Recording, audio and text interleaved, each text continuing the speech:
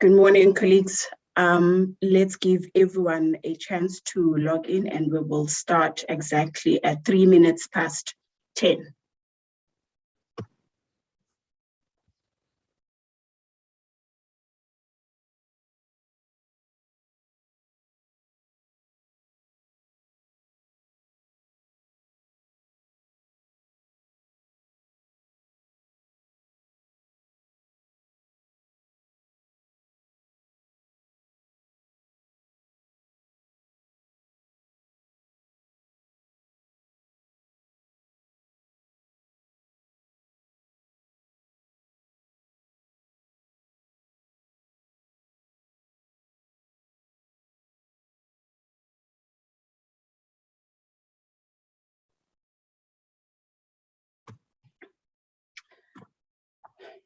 Greetings to you all, ladies and gentlemen. I've got an indication that we are good to go. Thank you for joining this roundtable webinar that is going to be discussing policies and strategies, plans and programs on food and nutrition in South Africa. I think I will switch off my video and then I will continue with my video off. My name is Nomandande Yeki. I am an economist at the National Agricultural Marketing Council, and I will be your facilitator for this program, and it is my pleasure to do so. So this engagement is brought to you by University of Pretoria, the NAMC, and FANAPAN. So NAMC is a node host of FANAPAN in South Africa. I hope I'm audible. Can I get an indication that I'm audible? Yes, you are. Wow. Okay. All right, thank you for that. So to contribute to the success of this webinar, we've got a number of speakers, and I'll ask our assistant Kanto to project our program. And I will ask our speakers to introduce themselves briefly as they are outlined on the program. And I will also ask our members online to just type their names on the chat bar because they are also equally important for this webinar. So Kanto, can you please project our program for the day?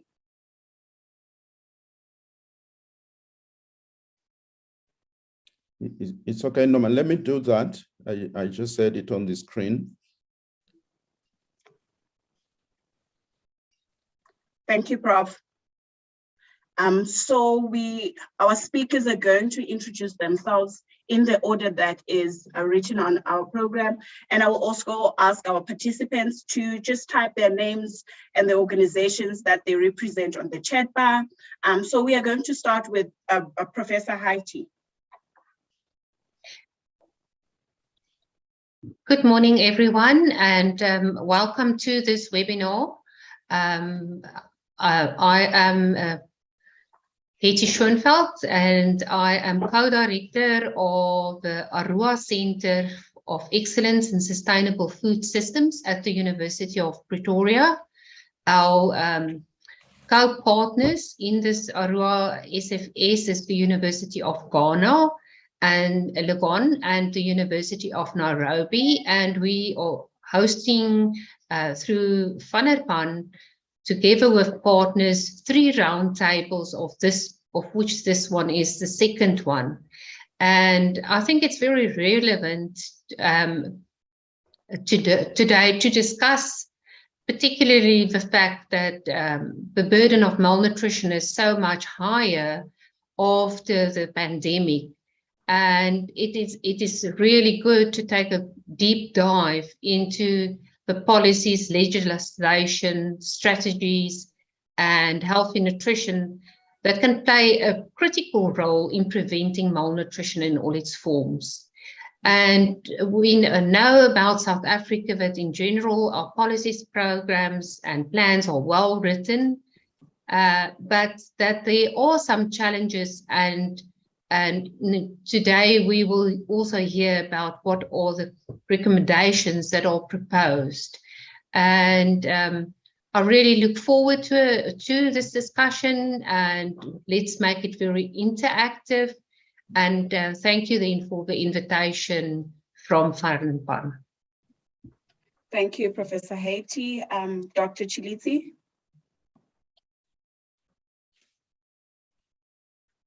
Thank you so much, Program Director. Let me try to adjust my camera and my speaking notes.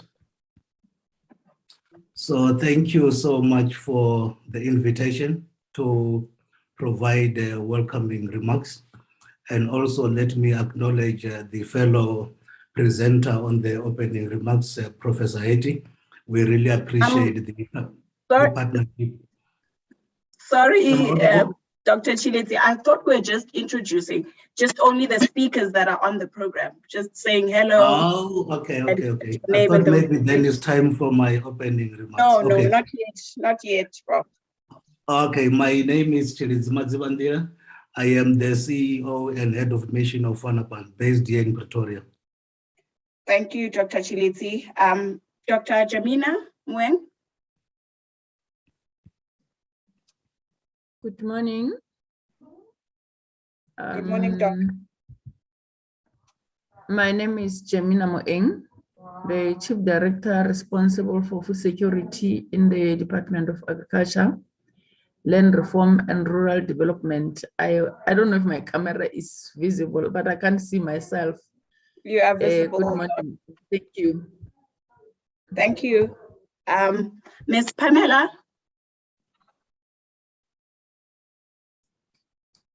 Good morning, everyone. My name is Pamela Mjoma Chingori. I'm the country consultant for South Africa, contracted by Fanapan as an associate. Thank you. Thank you, Pamela. Professor Simba. Yes, thank you. Thank you, Norma, and good morning to you all, and thank you to all the partners and everyone who has made time to be on this webinar today. And we also want to just say thank you to University of Pretoria for extending this opportunity to partner in this project. We look forward to some fruitful discussions this morning. Thank you. Thank you, Prof. Mr. Tabile Ngunjani. Good morning, colleagues. My name is Tabile Ngunjana. I am an agricultural economist within the National Marketing Council under the Agri-Food Chain Unit. Thanks for the opportunity and the invitation. Looking forward for these discussions. Thank you. Thank you, sir. Ms. Ndutu. Good morning, everyone. My name is Ndutu Mbiko. I am from African Farmers Association of South Africa. I'm responsible for Women's Desk, and I'm looking forward to learn and add value on the conversations today. And thanks for the opportunity to participate. Thank you. Thank you, Ms. Ndutu. Dr. Messi Chikoko.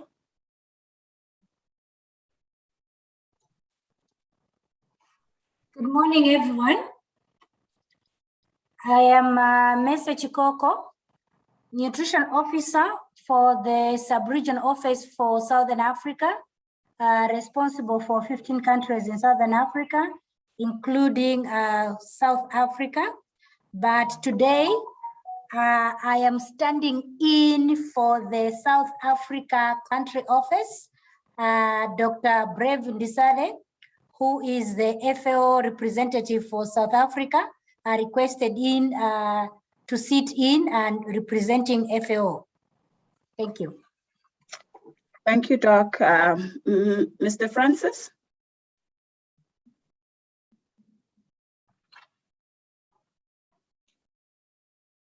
You're on mute, sir. To myself. Sorry about that technology. My name is Francis Hale. I am with Fanapan Policy Advocacy and Communications and Knowledge Management. I'm happy to be here. Thank you. Thank you. Thank you to all our speakers for the introductions. And I can also see on the chat bar that we have the participants have made some introductions of themselves as well. So before we start the business of the day, let's get into the house rules. The webinar is recorded, and we urge our speakers to stick on the time that is allocated to them. And questions will be taken after each presentation. And the chat bar is open throughout the webinar for all participants to type any questions, any comments that they have on whatever that is being put on the table.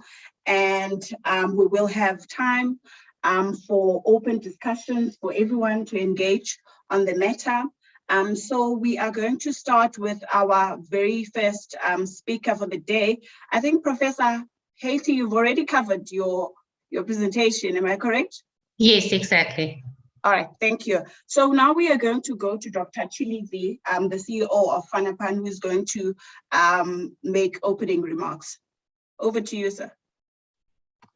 Thank you so much, Program Director, Madam Yeki. Also, let me appreciate the NMC for co-convening this webinar. For us, then the node is very important infrastructure to make sure that we present a comparative advantage in terms of making sure that we've got a reach to our stakeholders. That said, let me come now to my opening remarks. First, under the leadership of African Research Universities Alliance, ARUA, Center of Excellence in Sustainable Food System, ARUA SFS, we really acknowledge the project CaBFoodS-Africa. It is also aligning to our mandate. Also, let me also acknowledge the partners that are involved in terms of the implementation. First, the University of Pretoria. We are also partnering with other academic universities in Ghana and Nairobi.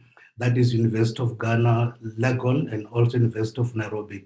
Also, we are all including Ruforum. But as Fanapan, we are really here to make sure that the research evidence that is being generated is talking to policy and practice.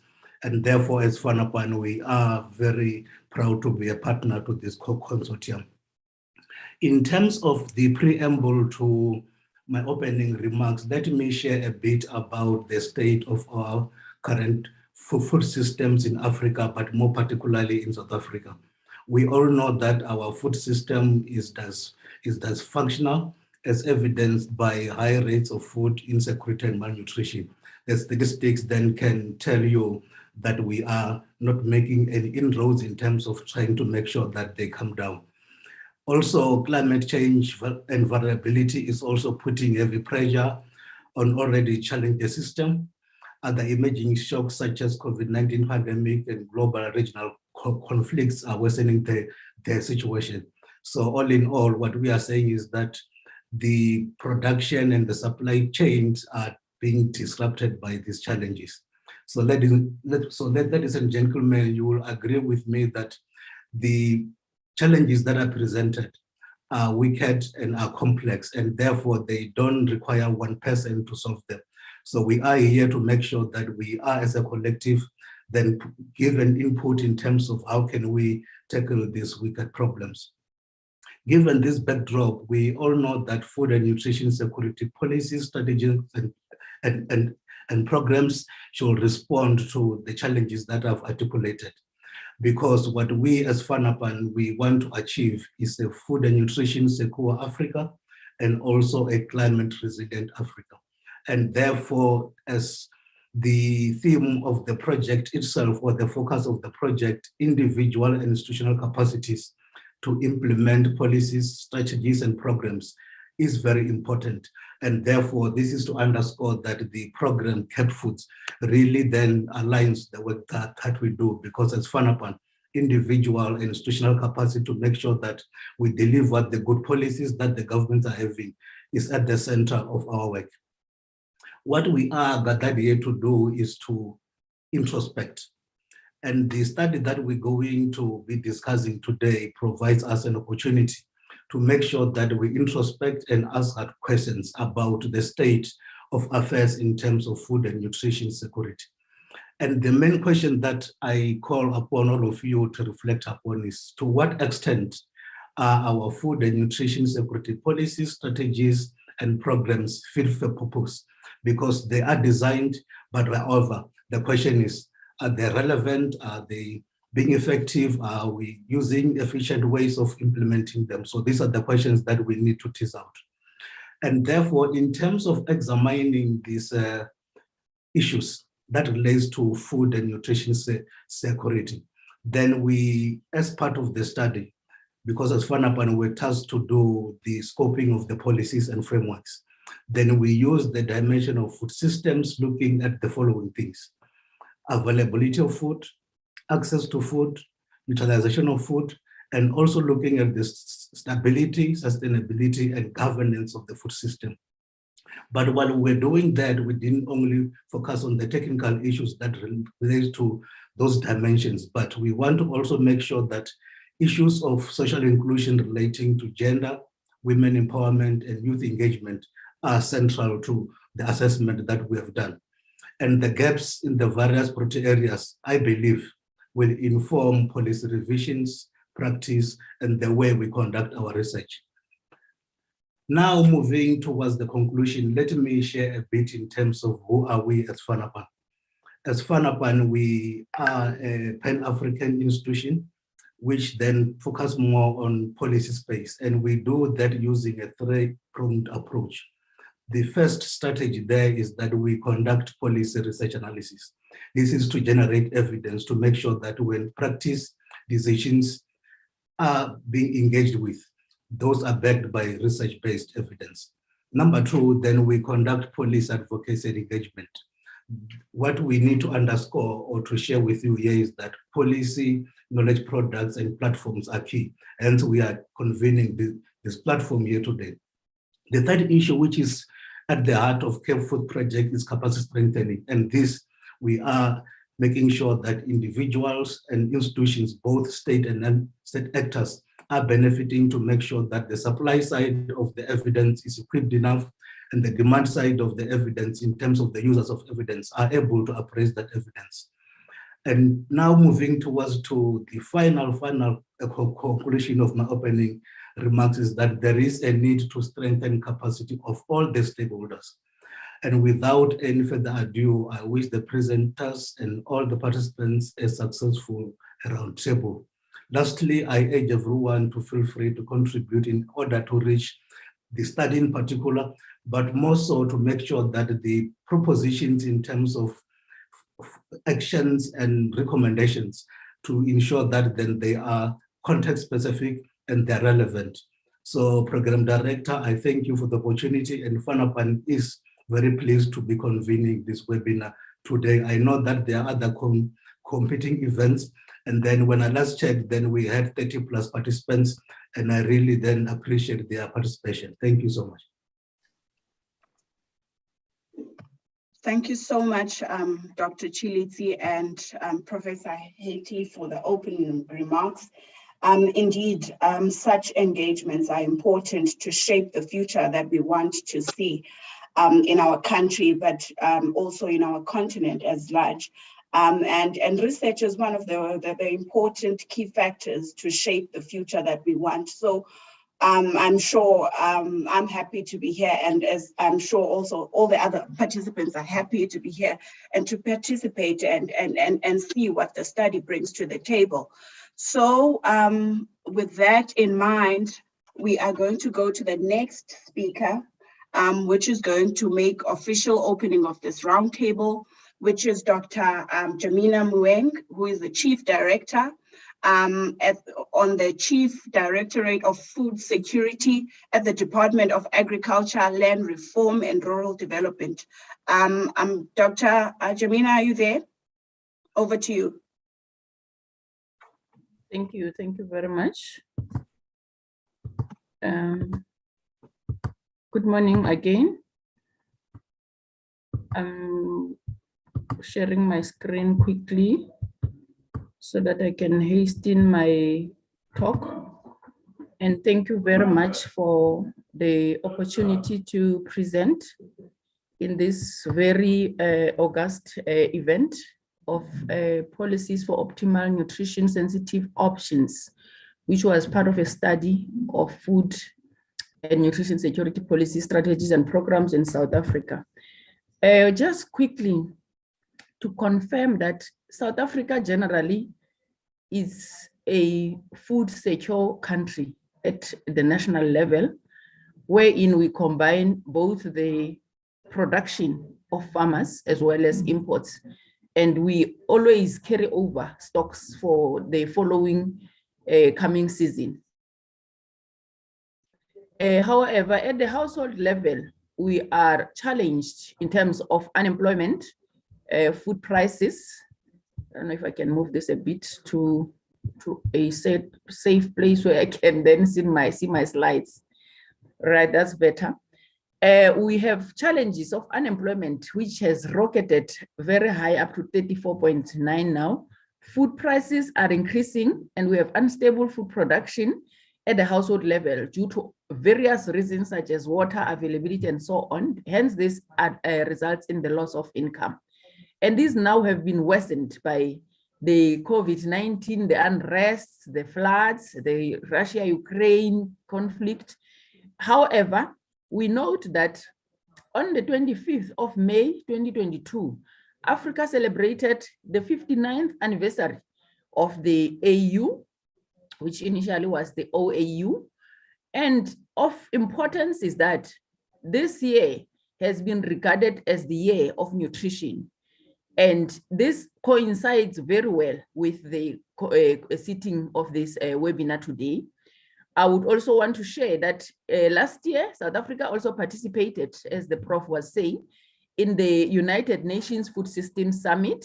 We held dialogues, a national dialogue with all 9 provinces as well as separate provincial dialogues. This was in the interest of emphasizing the importance of food systems as they impact food and nutrition security. South Africa continues to promote the part of nutrition. We know that food is important. We also emphasize on the nutrition aspects for purposes of ensuring that this is not just food that is in bulk, but it's also healthy and nutritious. We are also promoting this in a debate, and maybe webinars such as these ones can assist us. We are promoting this debate in the CFS sittings of the United Nations. We know CFS and the United Nations use food and food security and nutrition. We are saying we cannot separate nutrition from the food. The food that is eaten should be nutritious. I will not dwell much on this slide, we all know, but to indicate that of critical is that food security is when people at all times have physical, social, and economic access to sufficient, safe, underlying, and nutritious food to meet their dietary needs and food preferences for an active, healthy life. But noting that food security is a complex matter, hence there is need for further collaboration, which I will speak to quickly in my later slides. But we have the 4 elements of the food security that I want to emphasize with the gathering here. And again, we have measures that we use to measure our crop estimates, because we know South Africa believes in maize as a staple. Now, the Crop Estimate Committee has actually estimated that we will achieve again another additional bumper crop in this year. And as we would know, we are usually using about 10 million in the country for consumption. And then the rest is part of our commitment to our neighboring countries in the SADC region, as well as a certain level of exports. So we are covered.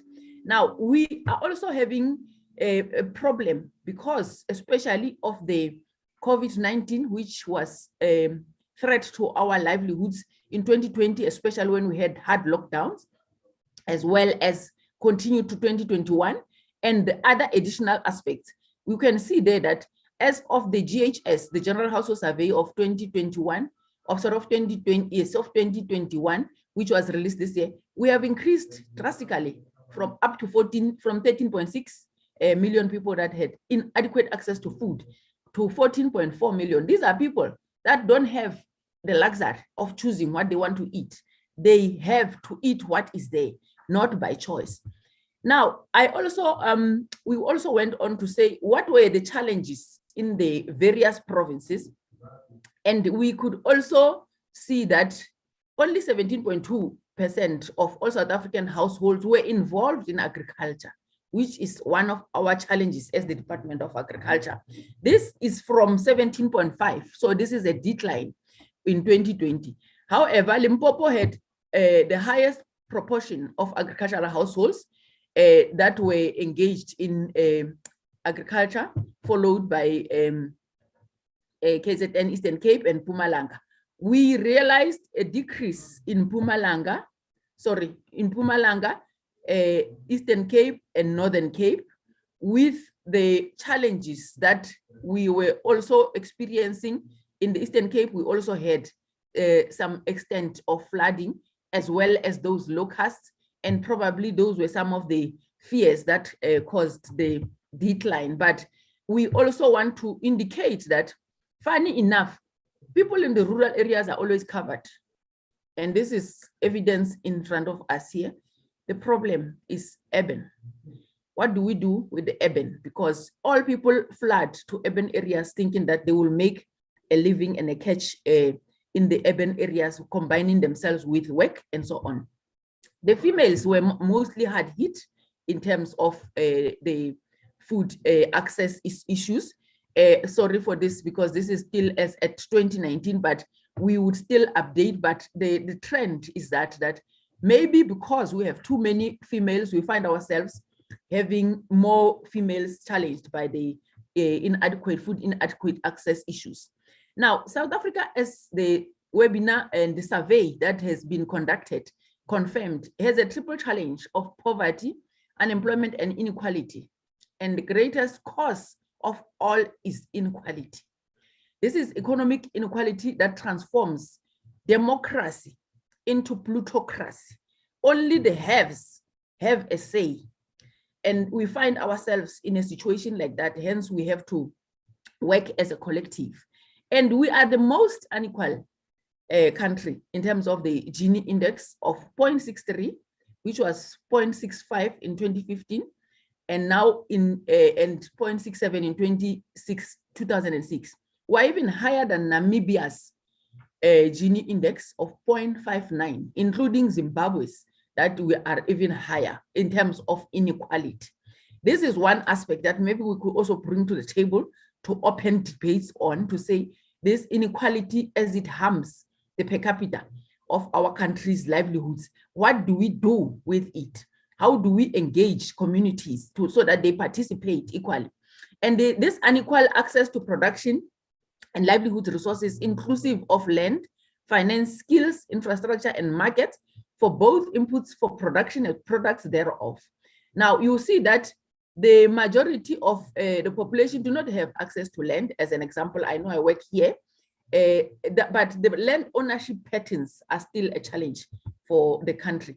I also borrowed this slide from the Department of Health in particular, thanks to Dr. Bear, who shared with us that we are also experiencing a lot of deaths due to malnutrition. This is as a result of severe acute malnutrition that we have now seen the 2022 figures increasing drastically, and in all cases, including the South African average. If you see, the red was actually the previous taking of the notes of these same deaths, especially for children under 5. And this is where our community and population starts.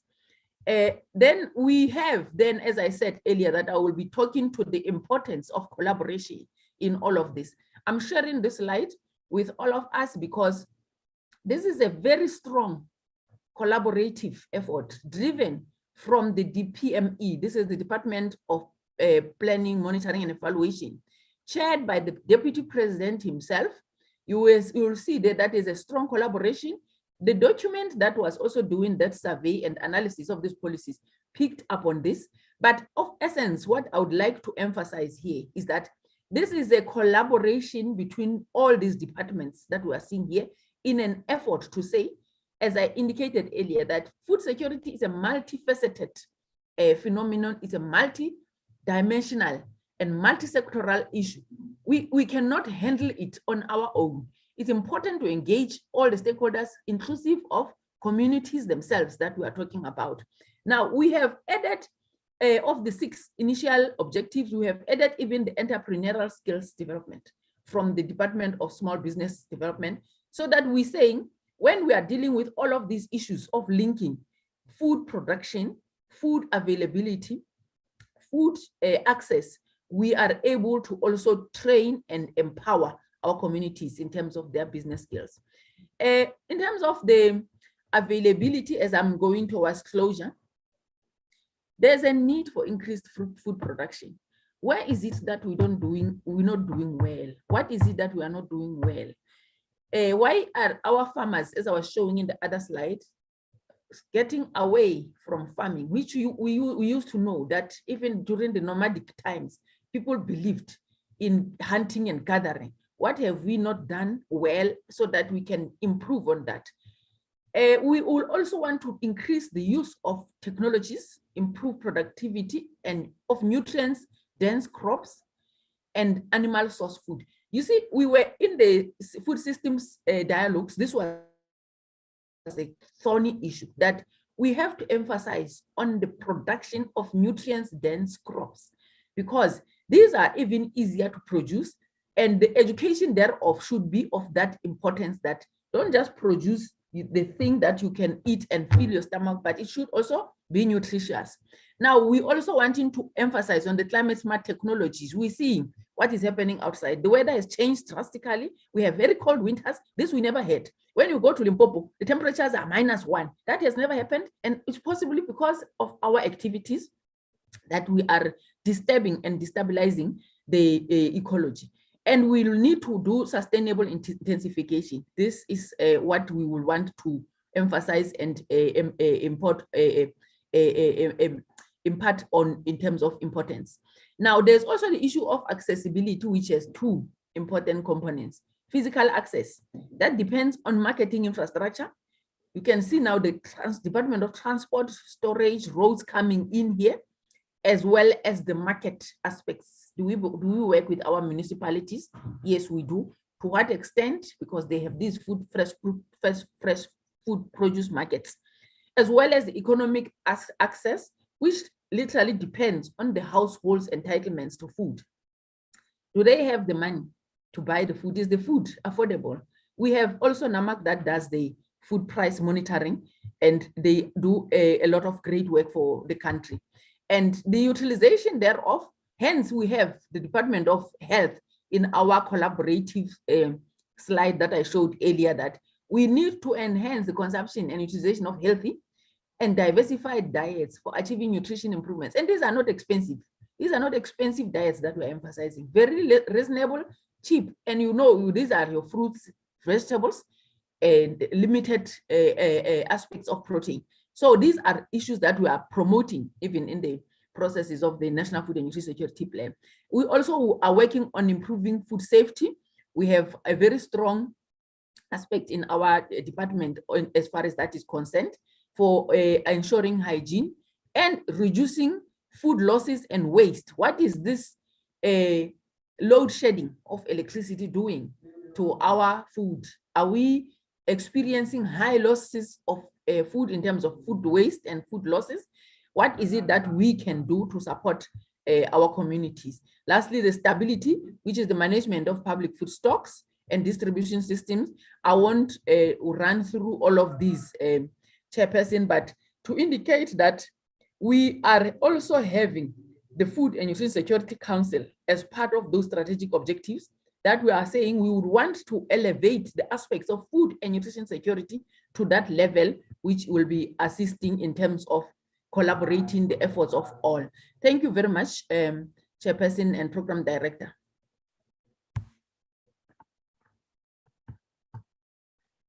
Thank you so much, Dr. Mueng, for that comprehensive presentation on our reality when it comes to food security in South Africa. Really, it's a problem, and discussions that we are going to have today are going to shape the future that we'd like to see. As you've indicated, that food prices are increasing, climate change has an effect, unemployment, urbanization is also increasing, and people are moving away from agricultural activities. And also inequality is also another key factor that is affecting food security and inequality. I think there are predictions that by 2050 it would have been doubled, and also not by 2050 only, but the most recent thing that has caused a much increased the gap between the rich and the poor is COVID-19. So really these discussions that we are going to have today are pertinent to changes in the status quo in South Africa. So thank you so much, Dr. Jamina, for that presentation.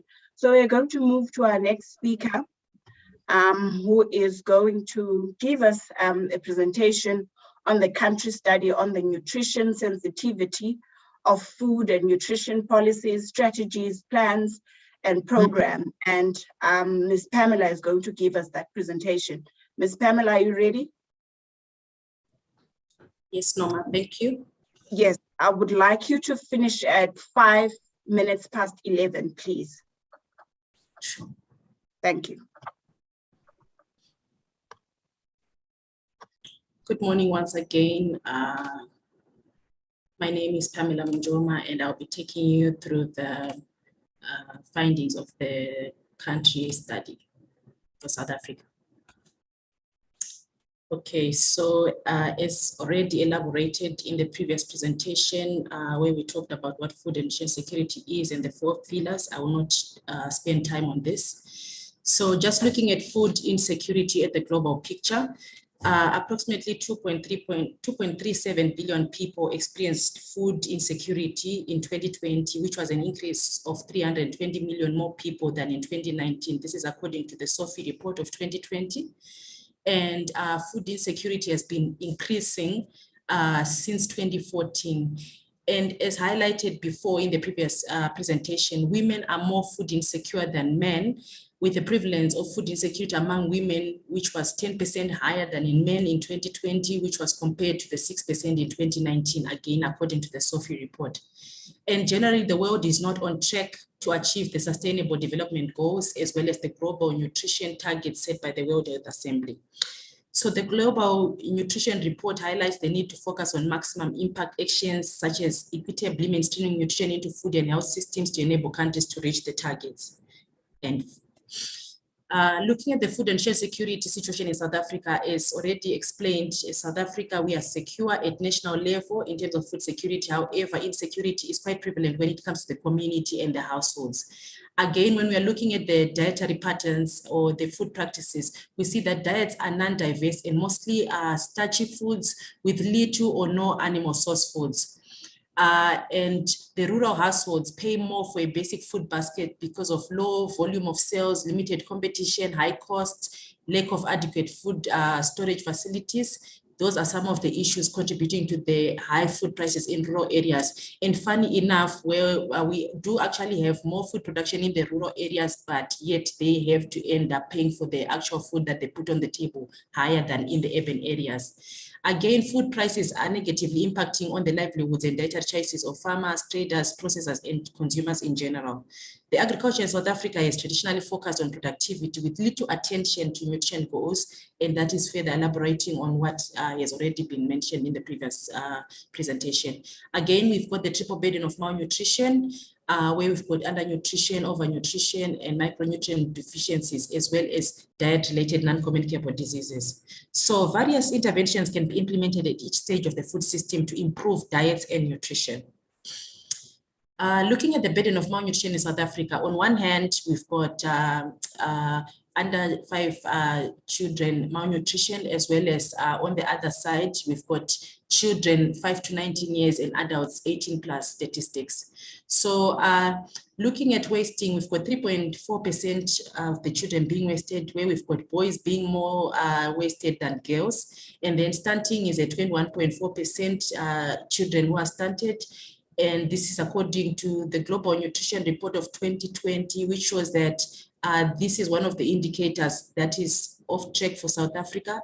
And also when we're looking at overweight in children under 5, we're seeing that we've got 11.6%, but fortunately for wasting and overweight, we are doing quite well in terms of reducing those in children under 5.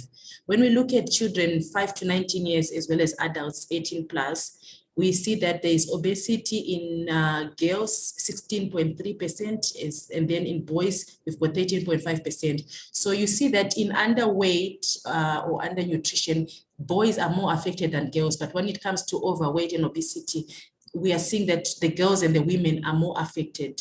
And further to that, the women are experiencing a lot of anemia, where we've got 30.5%. And again, this is one of the targets that we are failing to meet when we look at the Global Nutrition Report in South Africa.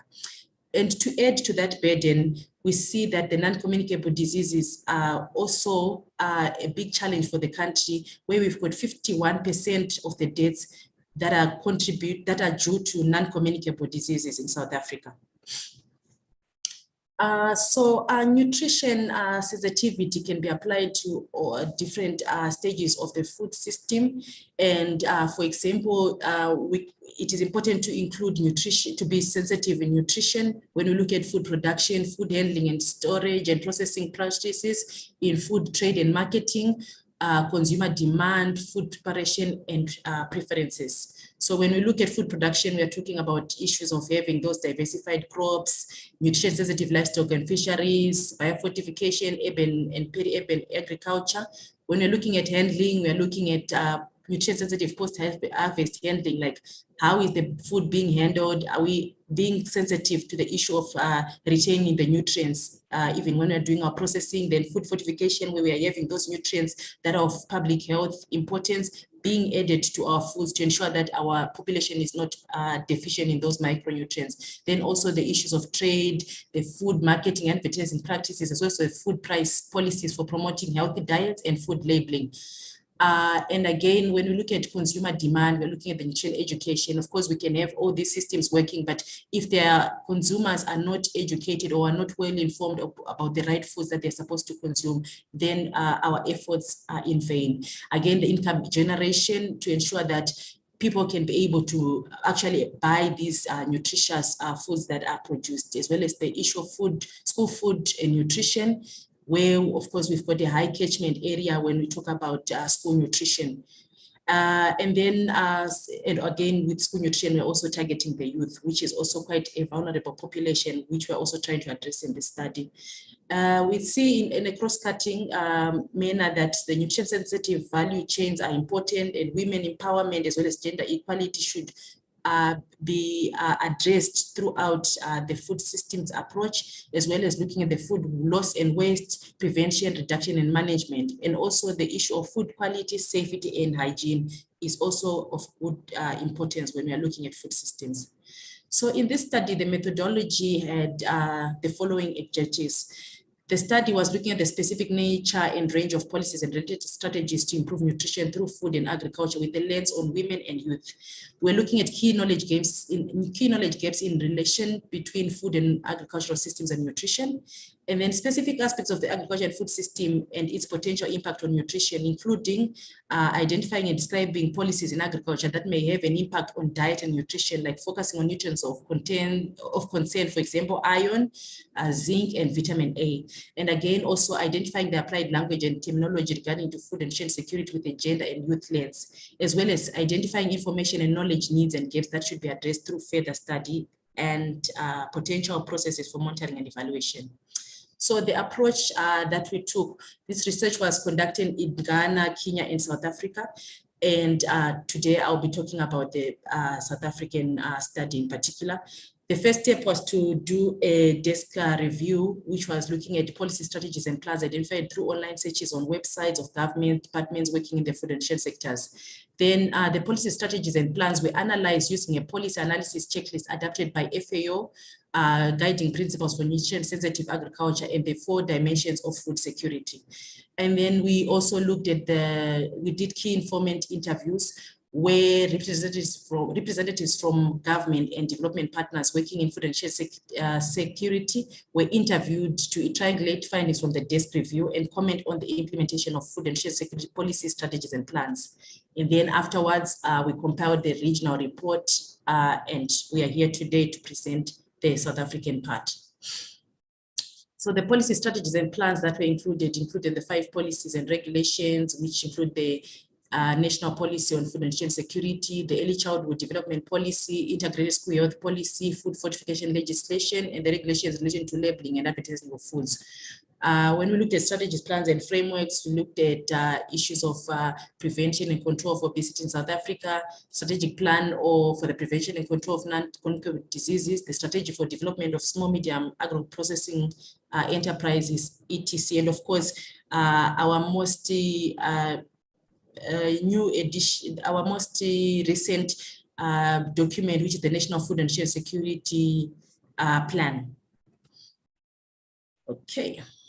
So using the checklist or the guidance, when we were talking about food availability, which is one of the pillars of food security, the priority areas were, number 1, to facilitate increased and sustainable production of diversified nutrient-dense crops, for example, indigenous and orphan crops, legumes, fruits and vegetables, and biofortified crops, livestock, etc.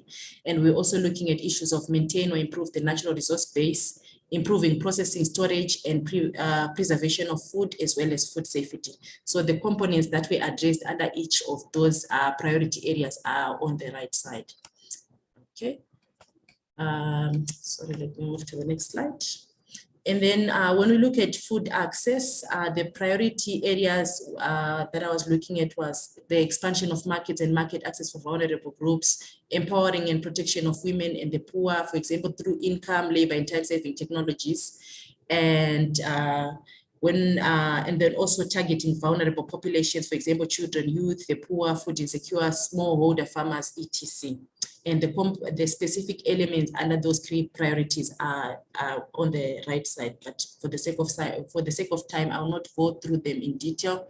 But maybe just to give a brief idea. For example, when we're looking at market access, we're looking at the roads, the infrastructure, and women empowerment. We're looking at the policy's ability to talk about women's voices in decision making, male involvement, creating decent and productive employment opportunities for women, youth, and other vulnerable groups. Again, when we're looking at targeting vulnerable populations, plus the issue of looking at children below the age of 5, the school-age children, the women, etc., including even the disabled.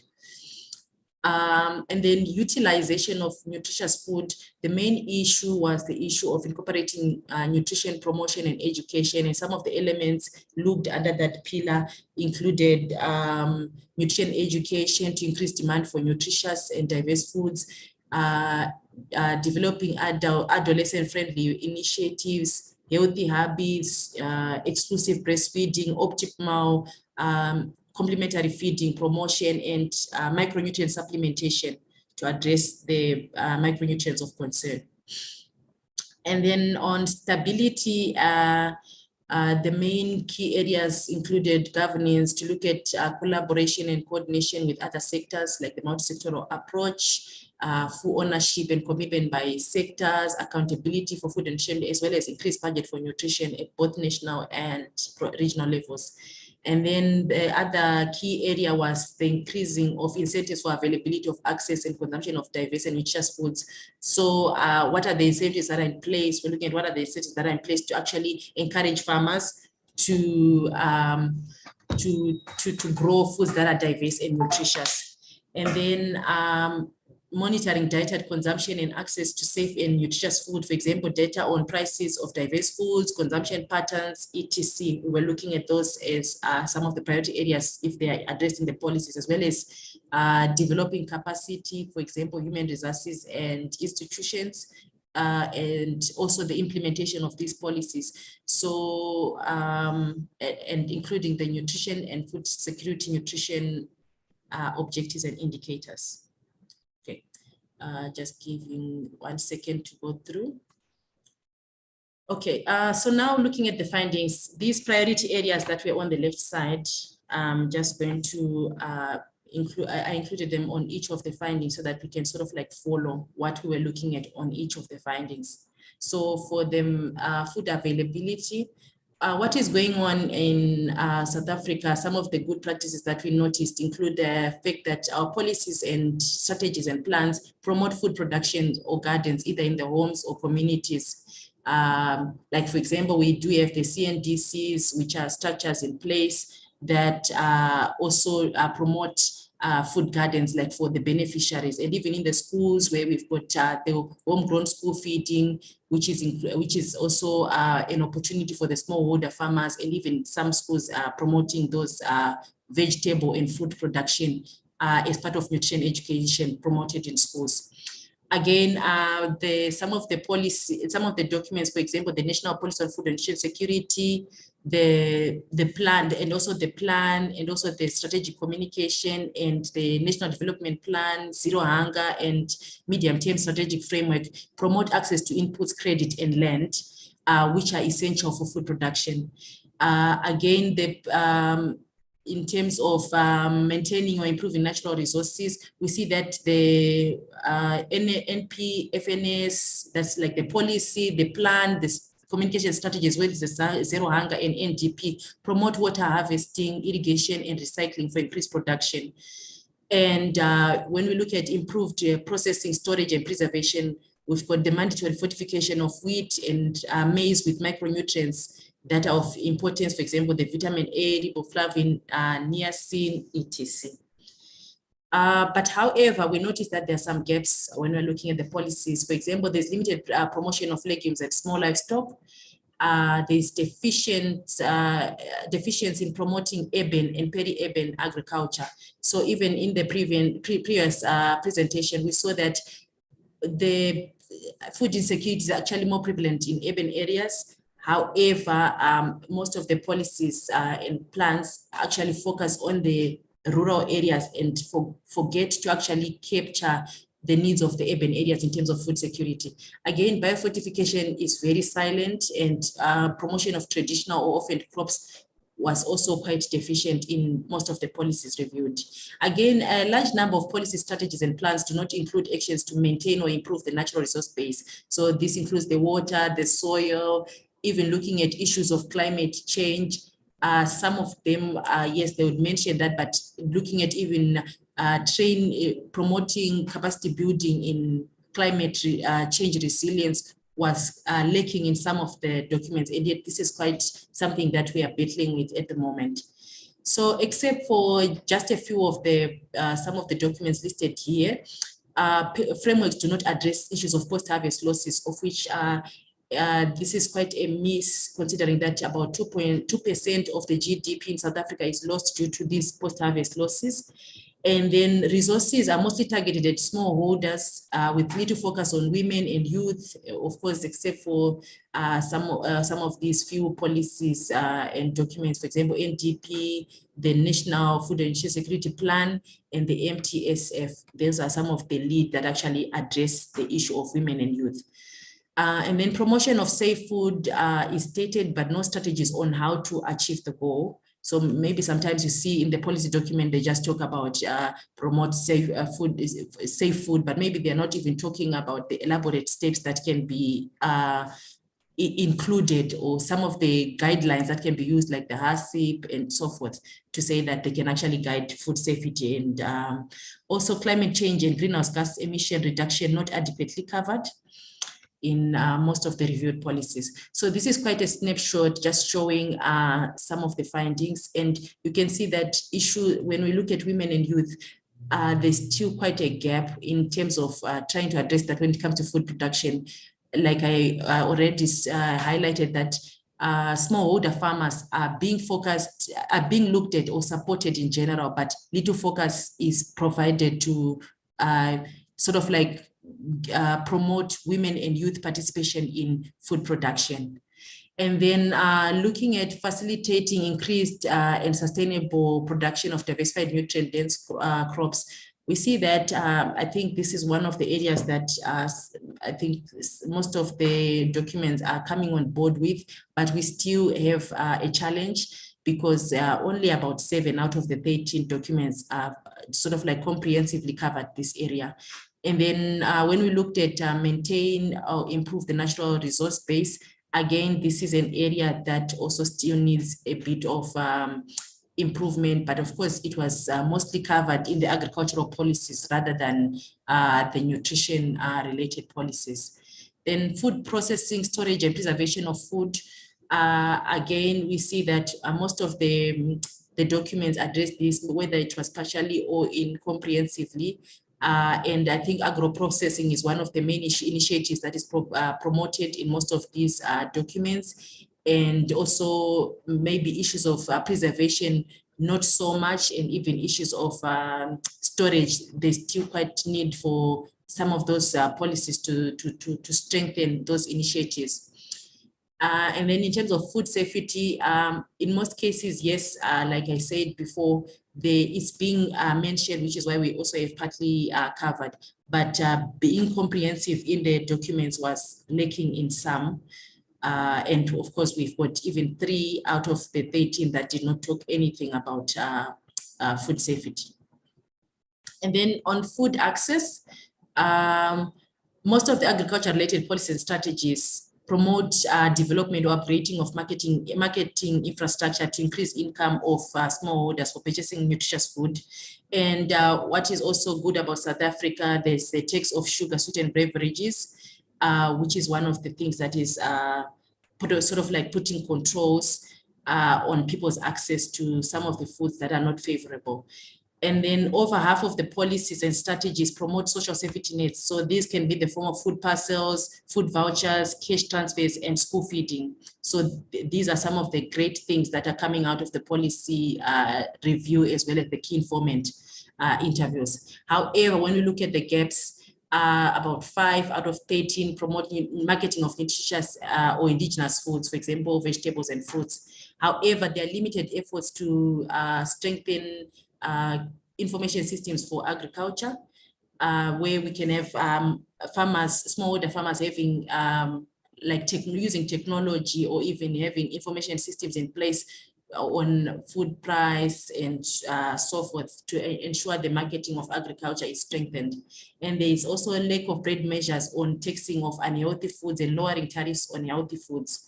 So this is quite a gap, because most of the healthy foods, although maybe it might be available, it's not affordable to our population. And yet we see most of the foods that is maybe like the ultra processed foods are not being taxed, and they're also easily accessible to the consumers because they are cheaper in a way, and because they are not being taxed. Well, except for one of the initiatives which already talked about, which is the sugar sweetened beverages, where they actually tax that to maybe sort of like make it a little bit more inaccessible to the population. And then in general, there are no initiatives on the importance of labor and time-saving technologies to allow women more free time. Of course, the ECD talks about having centers where children can be left to play, but in general, the policy strategies and plans did not actually elaborate on this issue to ensure that women actually have more time to take care of themselves and of their own nutrition, and also provide nutrition for their families. Looking at food access, this is the general picture where we see that I think when we look at the expansion of market access and vulnerable populations, we see that in total, when we look at well covered and partly covered, about 8 out of 13 of the documents adequately addressed this issue. But of course, most of the nutrition related documents do not exactly talk about this. And then empowering of women and youth in terms of access was also limited in a way, where we've got mostly maybe partly covered. And when we look at partly covered, it's mostly that maybe they'll be talking about the women. Like, for example, most of the policies, documents, and plans would look at women and children access to food, but not exactly talk about the youth. And then also targeting the vulnerable populations to improve equity. This is, I think, something that is being done very well with all the safety nets in place. They're targeting different kinds of vulnerable populations, be it school children, be it children under 5, talking about exclusive breastfeeding. All those things are actually adequately covered. And then on food utilization, some of the good things happening are the promotion of appropriate feeding practices, And then more than half of the documents promote nutrition education interventions that target all forms of malnutrition, that is over and undernutrition, throughout the life course, and the safe water supply and proper sanitation are also promoted. And of importance is that the ISHP, which is the school health policy, actually promote anemia screening for girls, which are the youth that we are saying are being forgotten. However, there are gaps where we are talking about micronutrient deficiencies and the focus being on supplementation instead of promoting the consumption of micronutrient-rich or fortified foods. And then WASH is well covered in the actual activities to be implemented. It's actually spoken about in passing that we should promote water and safe sanitation, but it's not included maybe in the implementation plan when you look at the documents. And then in general, the interventions targeted at adolescents, especially girls, are not well covered, as well as the lack of male involvement in food and nutrition security issues. And then women and youth, again, are not specifically addressed in almost 46% of the frameworks. Okay, I'm just rushing through time, so I'm just going to mainly focus on the tables. And then looking at the findings on stability and governance, you see that most of the documents, almost all of them, looked at multi-sectoral collaboration and coordination. And then capacity building for improving nutrition is prioritized in about half of the documents reviewed. Private sector involved is mentioned. Food price monitoring by the NMAC is being conducted, and then the source of funding are cited, and the government is the main source of funding for these initiatives, and of course the development partners also taking part in the NGOs. And then we see there's women in leadership, and what is also good, our Minister of Agriculture is actually also a woman. So those are some of the demonstrations of women involvement in the food and security sector.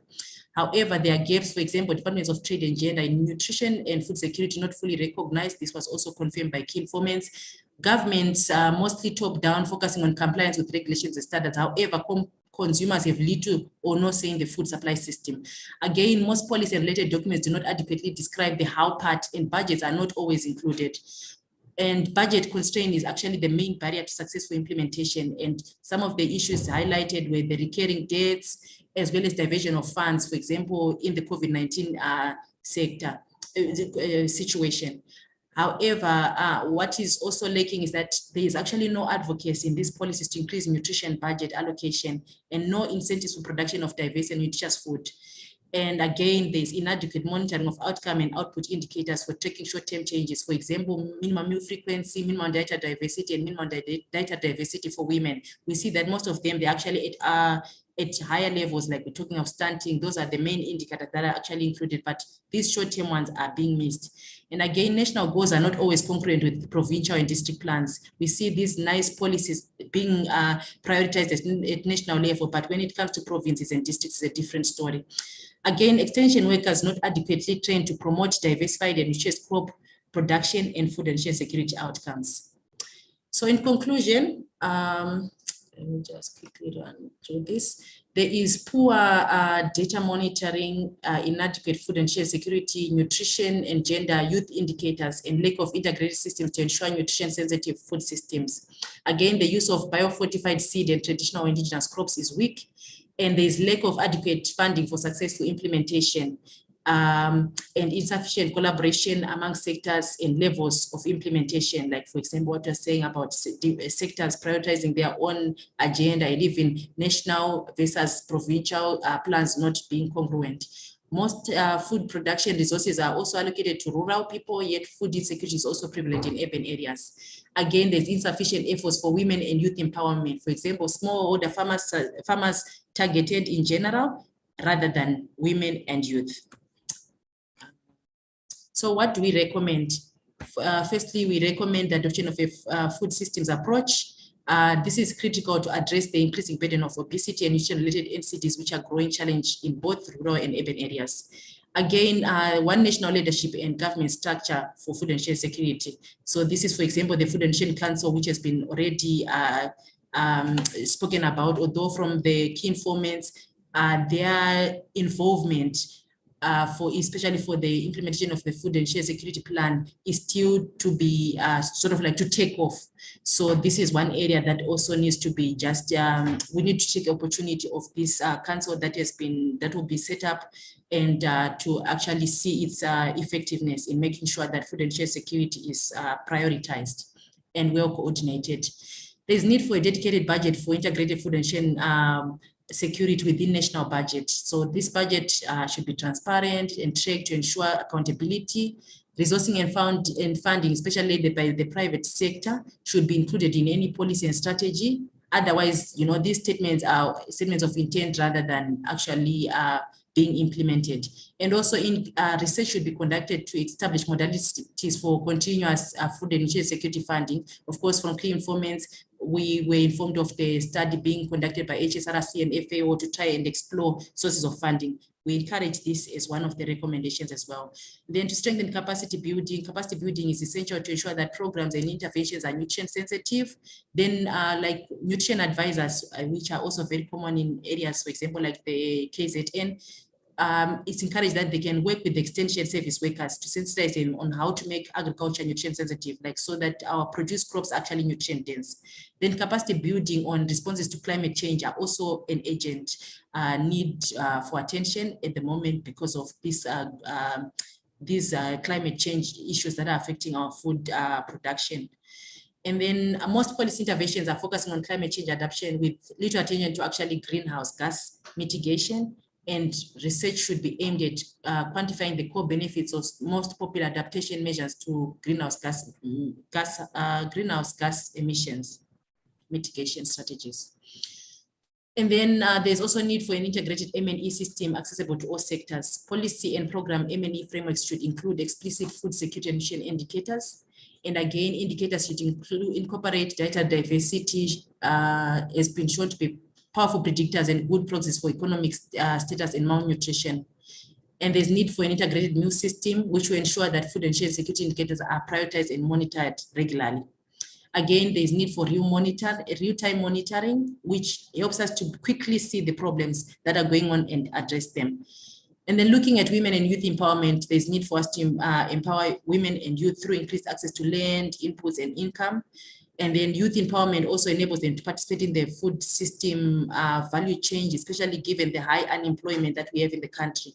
Innovation should also be focused on adolescent girls as they carry a high burden of nutrition disorders or deficiencies. And again, male involvement should be prioritized, and time and labor saving technologies are also on the agenda to ensure that women focus more on their nutrition as well as that of their families. And then we also see that generally the policies maybe sometimes forget to focus on other vulnerable populations, for example, the elderly, then the disabled, as well as the disabled. And we recommend that we should not continue to turn a blind eye on these populations. And then there's need for evidence-based implementation. For example, more research is needed to see what works regarding implementation of food and share security interventions. And there's need to create a conducive environment for food and nutrition security through active participation of consumers in governments of food systems, as well as increased production of nutrient-dense and diversified foods in urban areas. There's also need to increase marketing and advertising of nutritious food and increasing income for purchase of nutritious food by the vulnerable populations. Okay, I think that's the end of my slide. Hello? Thank you, Ms. Pamela. You are done, correct? Yes, I'm sorry. I had to rush through the time. It's quite comprehensive information, but I hope I managed to at least give an idea of what is going on in terms of food and share security. Yes, you did. Thank you so much for the presentation. I just have two concerns, but we will pack them for later. The study was also done in Kenya and Ghana. Are there any lessons we can pick from them and implement them in South Africa? And also you said you reviewed 5 policies and regulations and 8 strategies and frameworks. I wanted to understand is there synergy between the policies and regulations that are there with their frameworks? Are they clear targets, activities and allocated responsibilities in implementing those? But we will park that. I'm sure also the audience would like to have some reflections on the presentation. Now we are going to go to a session that is going to be facilitated by Prof. Simba, that is going to be covering some panelist discussions, and it's going to open up some discussions with the participants as well. Thank you again, Ms. Pamela, and over to you, Prof. Simba. Thank you, Norma, and thanks to Pamela and all the other presenters earlier on. Yes, there's a lot of information, of course, and to do justice to this in 30 minutes is really a major challenge, but that's the case with everything in life. Time is not infinite resource. So we've been fortunate that we have colleagues that have agreed to be discussants and to think through and help us to resolve some of the issues that are coming out of this presentation. I'm going to be asking, we've got Ntutu who is, I think has been introduced earlier on, representing AFAS, and we would probably put that under the civil society group. Perhaps just to get the ball rolling, Ms. Ntutu, what would you say, what measures should be put in place to increase the voice of consumers, especially seeing as you are representing women who are probably play a major role in our food systems? We noted that one of the things that's lacking there is that we're not seeing an obvious focus on governance in terms of the voice of consumers, small producers, women, and other vulnerable groups, especially when it comes to decision making. Do you want to comment? Would you like to comment on this, and how does this relate to your observations on the ground from, just as an observer and as a member of your constituency? Ms. Ntutu, if you can just give us some insights on that one. Thank you, Prof. Allow me to keep my video off because of network issues. I think first and foremost, much as this, these findings are quite disappointing, but they are expected as well. If you look at the absence of the conviction and the commitment that this women participation is concerned. And I would like us to before we even look at the gender aspect of it, move from the note that this is about human beings, right? When a woman conceives a baby, before you even know the gender, you know that you're pregnant and there's a human being, and later you realize that you are able to identify the gender. So I then we must then realize that it seems as if there's this arrogance or ignorance by the society at large to appreciate the value that we can extract from women. Otherwise, we would not be having this kind of statistics. And in addition to that, much as we are looking at achieving an inclusive growth, it seems as if we still have a society that refuses to appreciate the value of women in inclusive agriculture. Now, South Africa fairly has quite progressive policies in terms of women. I mean, all the findings are leading us to the same issue, that let's have a very clear, targeted intervention for the benefit of women. And it has been a known factor that there's issues around the implementations, but what are we doing about that? At what point are we going to make people accountable for this? Because it honestly affects the nutrition and the food security and the growth of the sector. So I think we should now have more deliberate effort and perhaps align it with people who are supposed to deliver on this, align with their performance reviews, so that it get a sense of commitment and conviction it deserves. Thank you, Prof. Thank you. That's quite a challenge there. I don't know if Dr. Maweng is still on. I mean, the question here is we want accountability. Can we include this in the performance review of the different agencies, the staff that they need to be delivering on, particularly on gender-related issues, but women empowerment? That's quite a challenge. We will take a few, we'll carry on and hear from NMC. And just to ask here, we note that NMC is responsible, among other things, for monitoring food prices. How has this information been used to address food and nutrition security for the vulnerable? Just take us through how you do how frequently you do these food price monitoring exercises. How does this information feed into strategy and response, especially? How quickly is the response actually coming through to support the vulnerable groups out of this work that NMC is doing among? We know that you do a lot of other things related to marketing of agricultural produce, but in this case, let's just focus on the price monitoring exercise. Thanks, Chair. Can you hear me? Yes, we can. All right. So when it comes to NMC, I mean, as you correctly mentioned, that we have quite a number of work that you do, particularly that has to do with the monitoring of prices. And we have reports that are monthly, that are quarterly, even a yearly one that comprises of everything that is within the agricultural sector, from the inputs of agricultural products into the final product, which is the food that is consumed at our homes.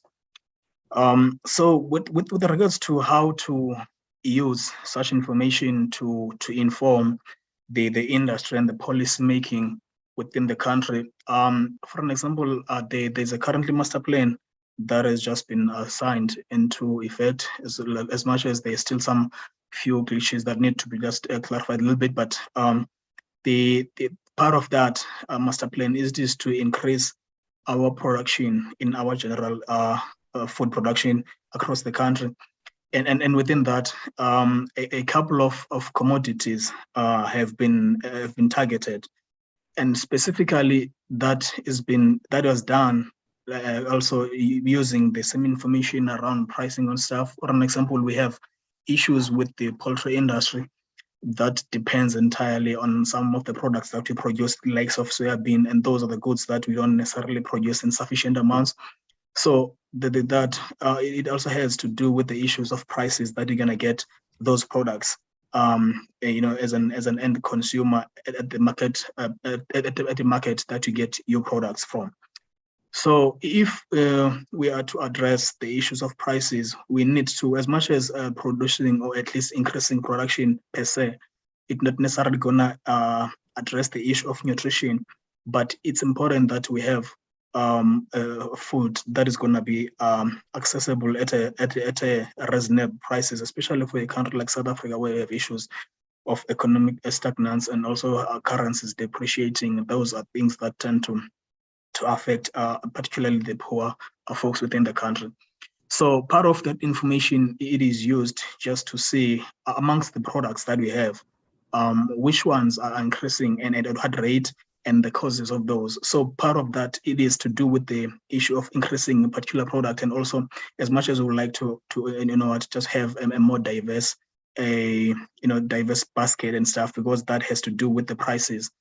Folks, especially in 2021, we have seen a shift in regular South Africans moving from products that are normally nutritious than others just because of the prices and stuff. So one just have to get something that one can be able to fill his or her stomach than to get a product that is actually nutritious, and just to keep those people safe in terms of their systems, and then working their jobs, fulfilling their life purposes. So those are some of the issues or the things that the data that we use just to inform what is happening and how to address that. Would be, is it production? Do we have to buy outside the country? And if we can produce it, do we have the resources, the natural resources, the waters that we need, the other inputs that we normally buy outside. So those are other things that the prices that we are monitoring are sort of informing us, because of course we're going to be informed by all the number of things, because it's a whole chain that one needs to understand for one to get to a bottom, or at least to the end product of any typically good that one consume. I'll stop there for now. Thanks.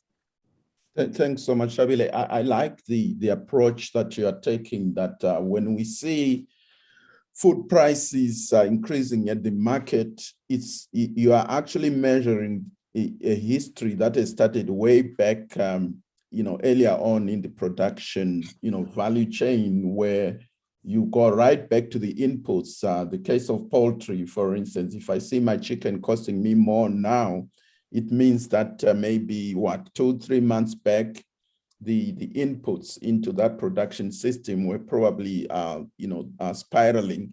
So the question of predicting and preparing the policymakers in terms of how to respond and make sure that they can be prepared to address those issues. So I think for the average consumer, we tend to react to what we see when we go to the supermarket and say, oh, things are getting so expensive. What is government doing about this? But possibly what we don't get much of is maybe the results of your analysis, so that the population is prepared or otherwise, unless, of course, we're trying to prevent alarm and despondency.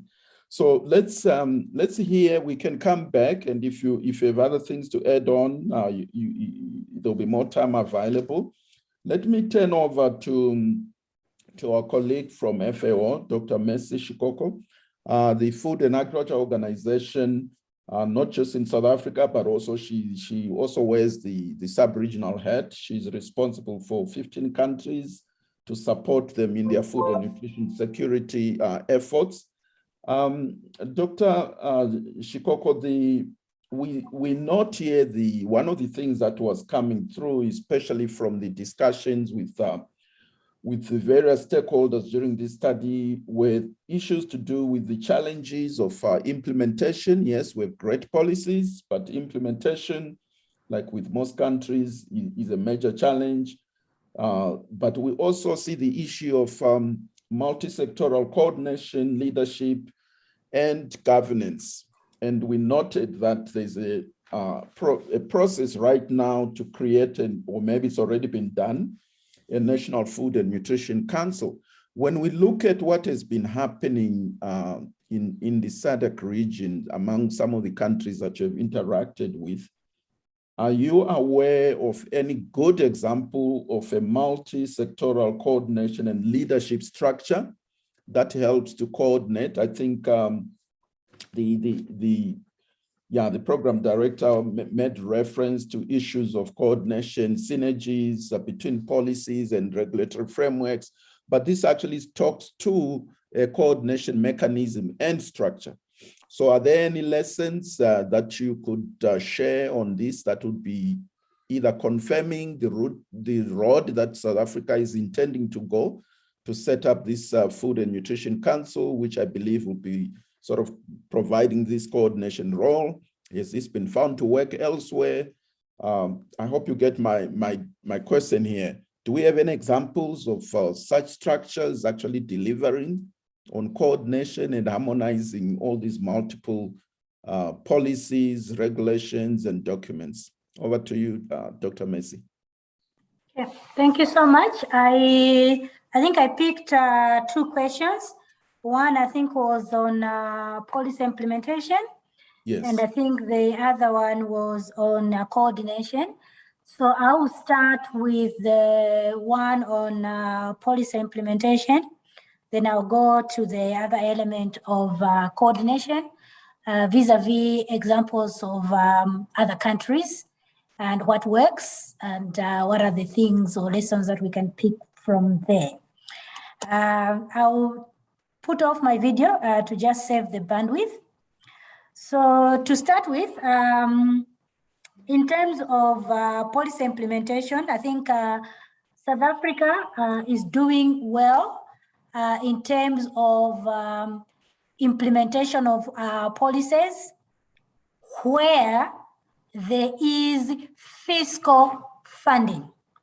And why am I saying that? You see that there are billions of rands that government puts in different programs. We are talking about social development, the school feeding programs and feeding of vulnerable people, the different programs that DARAD has and other sectors, Ministry of Health has in terms of implementation. So I would say that implementation is going well where there is fiscal funding.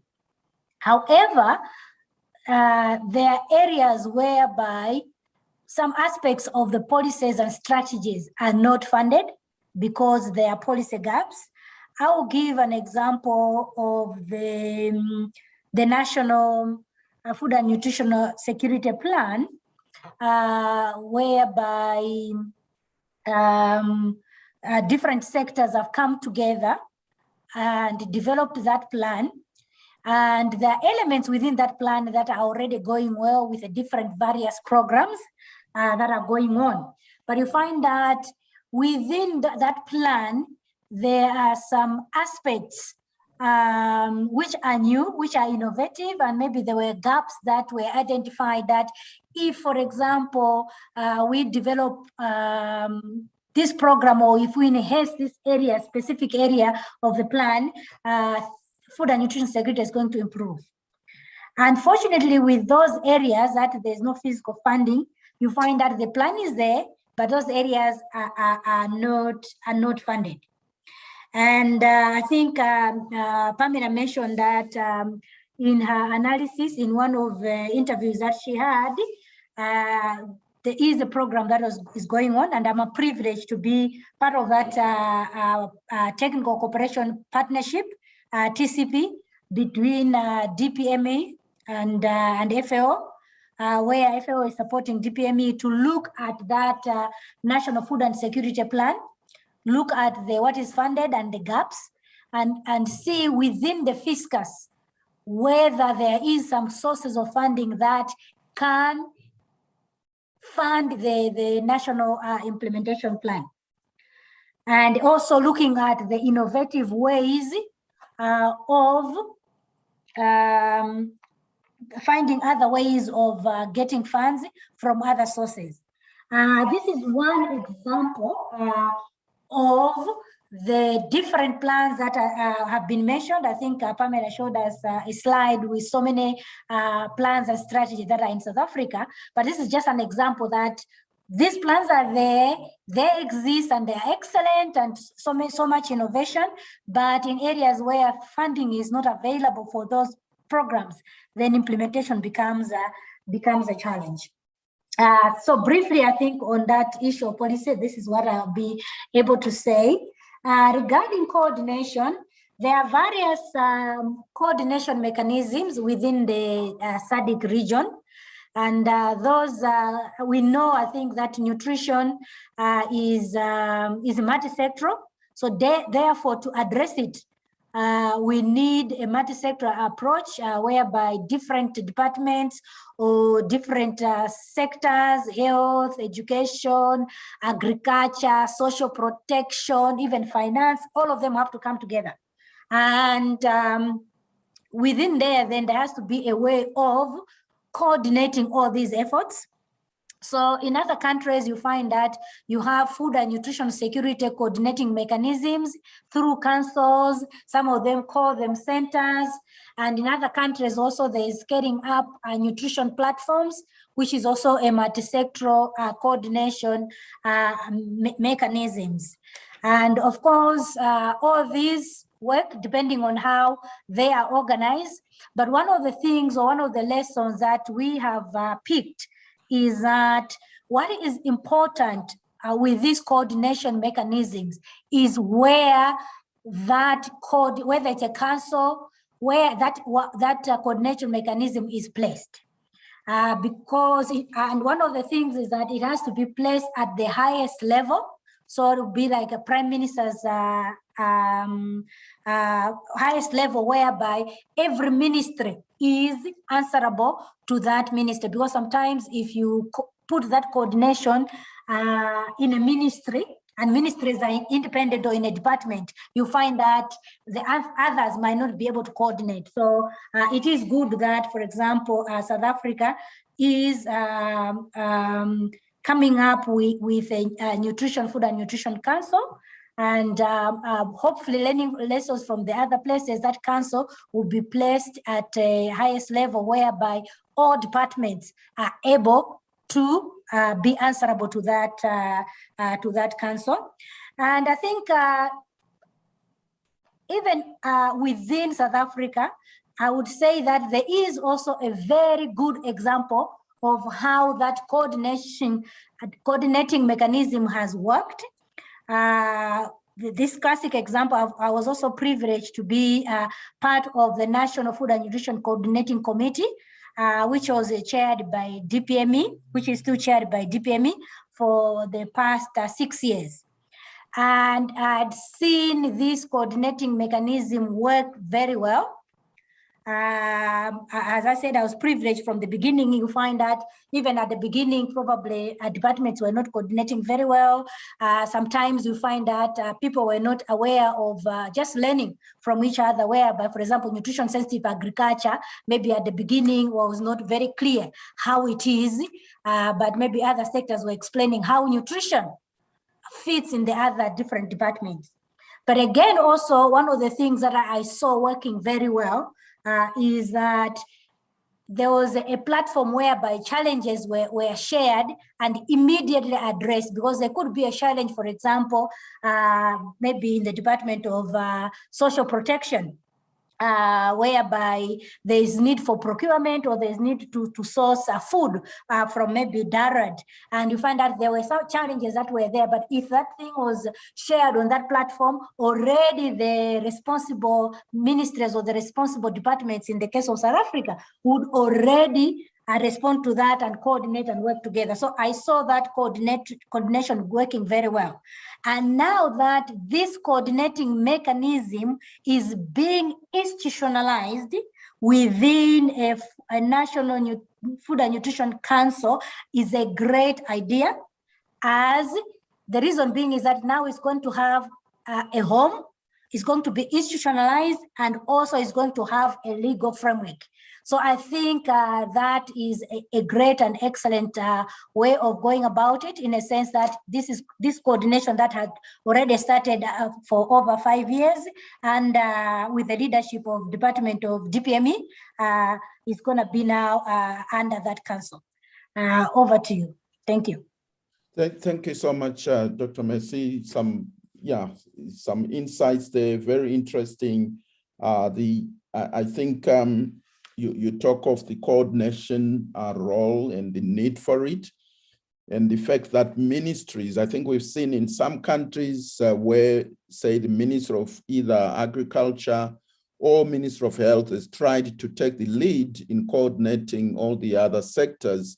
This doesn't always work, because when you put all these people together, they will say, yeah, but who is Minister of Health? We've got our own budget, we've got our own sort of targets and outcomes to deliver on. So obviously you need to escalate this to a higher office that has got the, the gravitas to call everybody to account and deliver on this multi-sectoral wicked challenge. So that's really great. And the funding issue, I think that's a critical area there, that yes, we can come up with all these innovations, but if there is no budgetary allocation to cover this is not likely to fly. So that's really a major lesson there. So thank you so much for that. I know I had not given a warning to Dr. Moeng, but there was some reference to actually holding various sectors accountable for nutrition outcomes. And we know that agriculture is a major player, and she indeed in a presentation showed us the various efforts that the department, or rather the Directorate of Food Security, is actually involved in. Now, Dr. Moeng, I know I'm ambushing you here, but there's a suggestion that we should consider including nutrition outcomes as one of the things that, say, the officers, say, in your directorate should be held accountable for, in which case we would say they should be talking to their nutrition colleagues from health at the community level, and also to support the farming community on how to produce nutrition-sensitive food, and maybe even the utilization and things like that. I don't know what your comment would be. Would this be something feasible, or is something you're already doing, or would this put even greater strains on what is already a major sort of responsibility that you're actually taking care of? I don't know if you have any comment on that, Dr. Moeng. Yes, thank you, Dr. Sibanda, and to the comments that have been put through. We are actually working with the Department of Health in the National Food and Nutrition Security Plan. And as I'm saying this, I'm saying it slowly, because I know that even this week, I was engaging our colleagues from the Department of Health, wherein there was an outcry of the increase in the number of children's deaths. And the colleagues from Department of Health were saying, you know, we assess the malnutrition aspects, we provide vitamin supplements. So you can't expect us to provide everything. And that's true, because they are a Department of Health. Now, that on its own triggered something to say, you know what, we always saying, it's not my responsibility, it's the responsibility of the Department of Health, it's not for, but what are we doing about producing nutritious food? And I know we always help communities to do vegetable gardens at their backyards. We also support smallholders to produce food. Some of the food is for export. It's not even edible. But what are we doing with the element of producing nutritious food? So I want to align this talk to what I was engaging the Department of Health on, to say, you know, when we started this discussion, I had been wanting to say, but are you people doing enough? What exactly are you doing?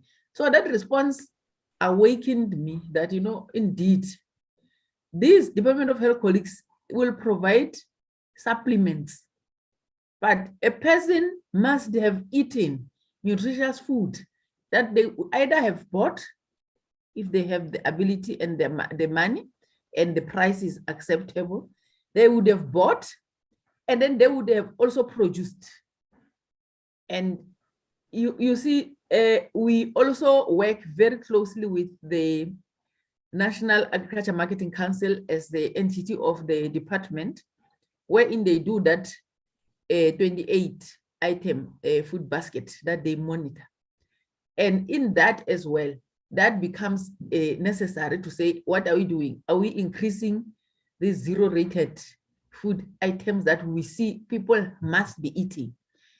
And another interesting thing, just to, as I will be ending, was that, you see, the school nutrition program, we were up in arms as well in the Food and Nutrition Security Plan committee where we sit.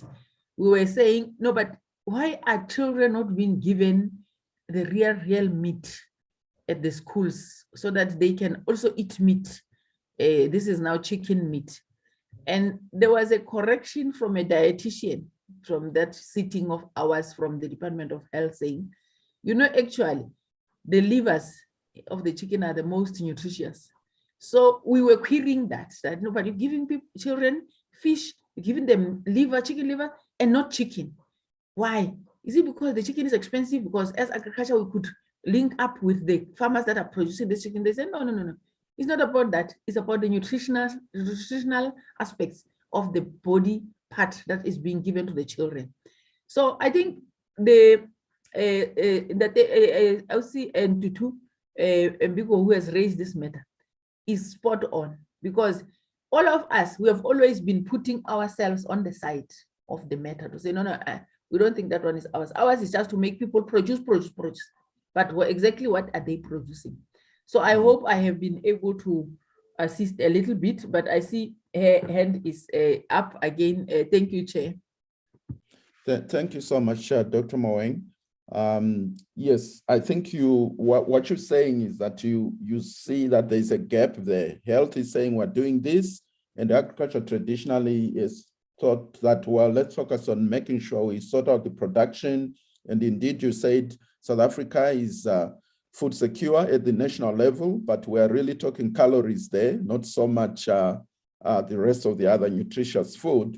But the question that you probably didn't quite address directly was whether we should help, hold your officers accountable in their performance appraisal for nutrition outcomes. In other words, how else can we make sure this actually happens, apart from, of course, providing funding and things like that? I don't know if you want to respond to that, but it's a question that still begs a response.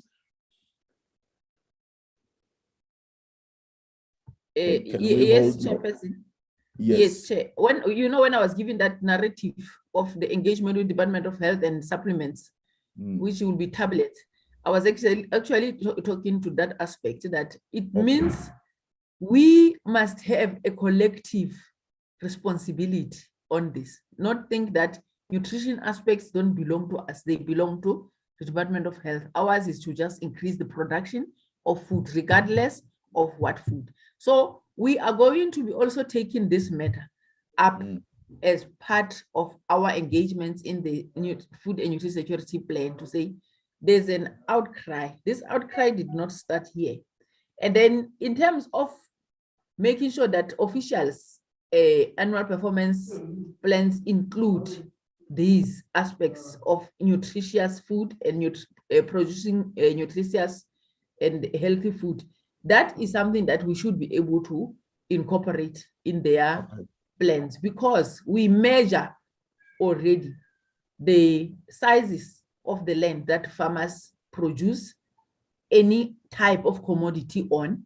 But you always realize that maize is the one that is receiving the highest, over 60 to 70% of the hectareage that production would be happening on, as opposed to any other crops that we should be promoting that inversely for vegetable production, as an example. And then even if there is an equivalent or equal percentage of hectareage between the vegetables that are more nutritious and the staples such as maize, soya, and others. Thanks, Chair. Thank you so much. Let me turn over to open this up to everyone in the meeting. I'm trying to see a hand which has been up for a while, trying to identify who that is so I can give them an opportunity. But I don't know, Madam Tutu, is this an old hand, or you want to add to a new contribution? Yes, Prof, I'd really appreciate just to add on your question that you posed to Doc in terms of what exactly is required to increase or attend to this issue. Can I do that? Please go ahead. Food nutrition. Okay, I think one of the things that we need to do to increase nutrition and really have a sense of food security in our country is to appreciate and act on the critical barriers of access to nutritious food and food security. And that will entail instilling a sense of food production at household level. And Doc has just alluded to that. And I know there have been some strides in as far as that is concerned. You had Solidarity, who worked with the department as well in terms of providing input tools at household level, right? But that has not been. I don't think it's really getting the achievement it deserves, particularly with the recent July unrest and also the natural disasters. And if you look at how we've approached interventions for this particular incident, we really focused on the formal sector. We were able to quickly quantify the loss from the formal sector, but we totally ignored to qualify the loss of the informal sector, which then it gives a problem to continue having nutritious food, because there were women who were selling, who are value chain participants, who are selling street vendors. They were literally disrupted, and most of them hasn't come back on the economic scale. For me, that's the immediate attention that needs to be prioritized, and have budget allocations on that. And another aspect is the agricultural input value chains at equity level.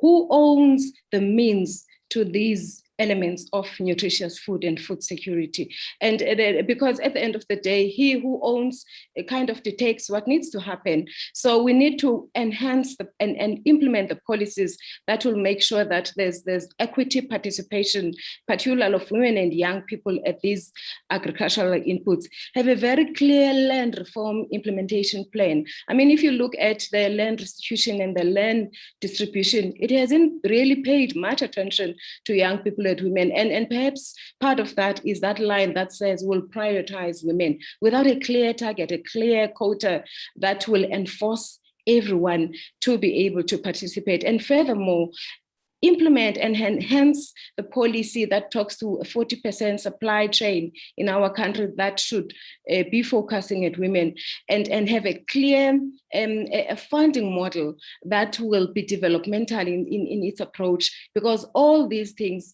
you need to have resources allocated, and that means land, water, and a funding model that talks to the needs of South Africans is implemented immediately. Thank you, Prof.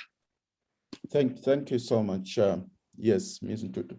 I think what I'm getting from you is real serious fundamental questions here, to say, yes, it's one thing to say this policy promotes this policy promotes that, but as long as we don't go down to how we are actually going to deliver on those objectives, it will just remain as those nice statements, isn't it?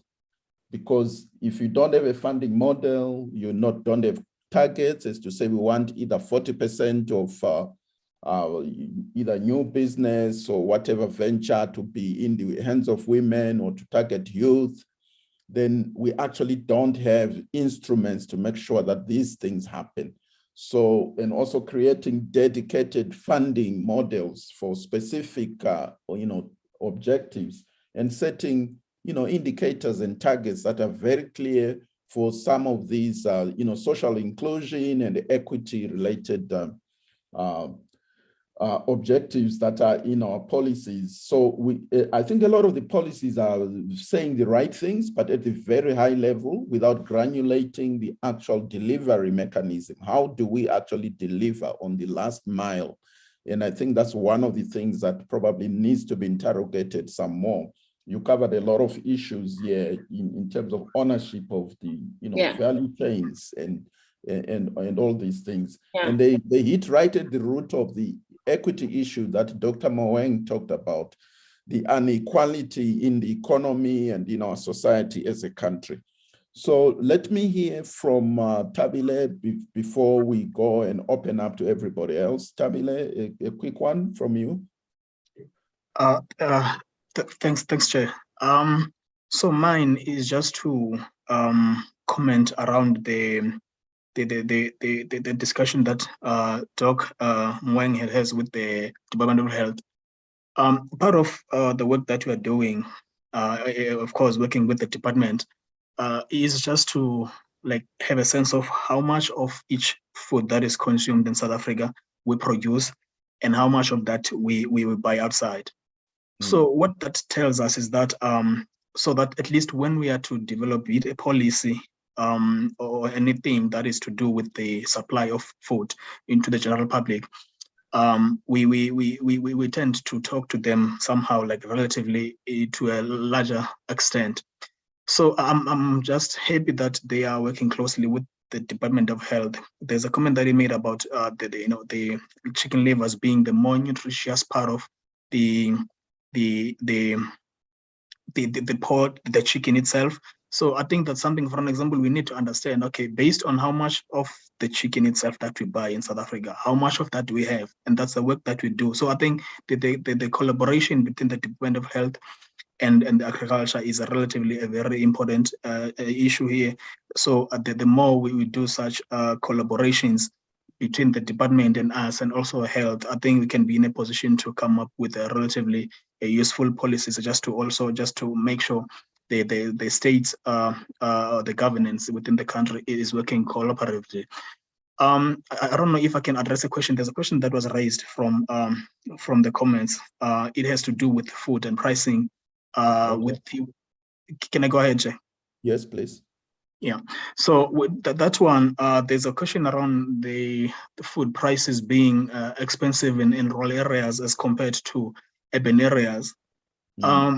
Before the COVID-19, State SA was tracking those prices, and the NMC were the one that is doing the comparison between the two, that is the food prices from rural areas and urban areas.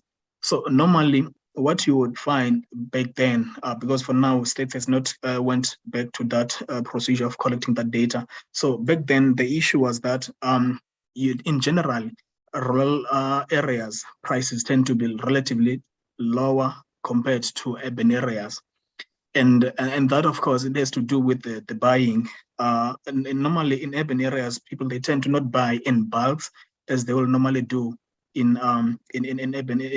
rural areas. So those are things that tend to have a little bit of a factor in terms of what one is buying, and also the price, because the bigger you buy something, it tends to be less. And of course, the issues of the policies that have been developed to ensure that the vulnerable people around areas, because normally food is coming from rural provinces. Look at South Africa.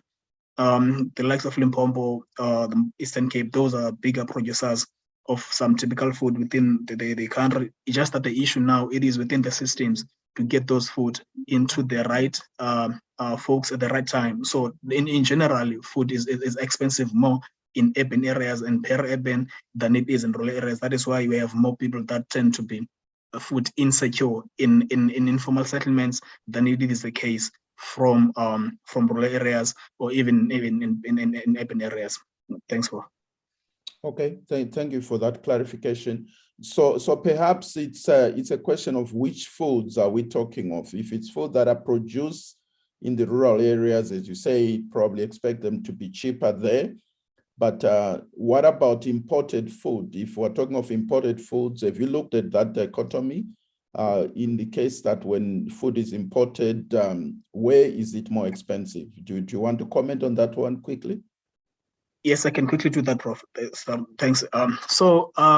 What the general trend is that on average, because we measure prices on average.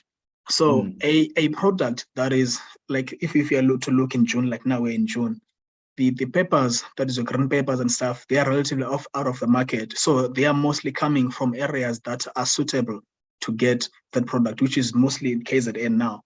So a person that buys a pepper in Joburg is going to be relatively expensive compared to someone that gets it in KZN. So those average prices, in terms of those prices, they include the transportation cost of it from the area that is being produced to where the consumer is going to get that product. So those average prices, they vary based on that. So the area where the price is coming from normally tends to be relatively cheaper to an area that the product is going to be transported from to and then getting received there.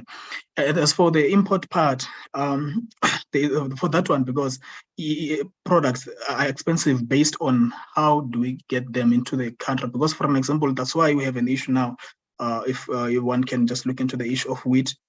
Before Russia and Ukraine being suppliers of our wheat, there were countries that were supplying us before, but the issues of transportation, the cost and production, because those two countries, they increased their production extensively, and therefore the product became very cheap, and then the continent bought a lot of their product from those countries because they are close and also very cheap. So of course, where the product is coming from, it also plays a big part of the price, that is, and also the quality of the product, because countries, they produce different products at a different price. So that of course is always going to have an impact on the local price when one gets the product.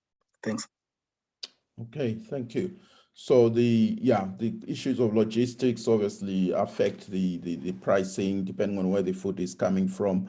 So let's hear from other participants in the meeting. Please just indicate by raising your hand. If for some reason I don't see you, please feel free to just come in.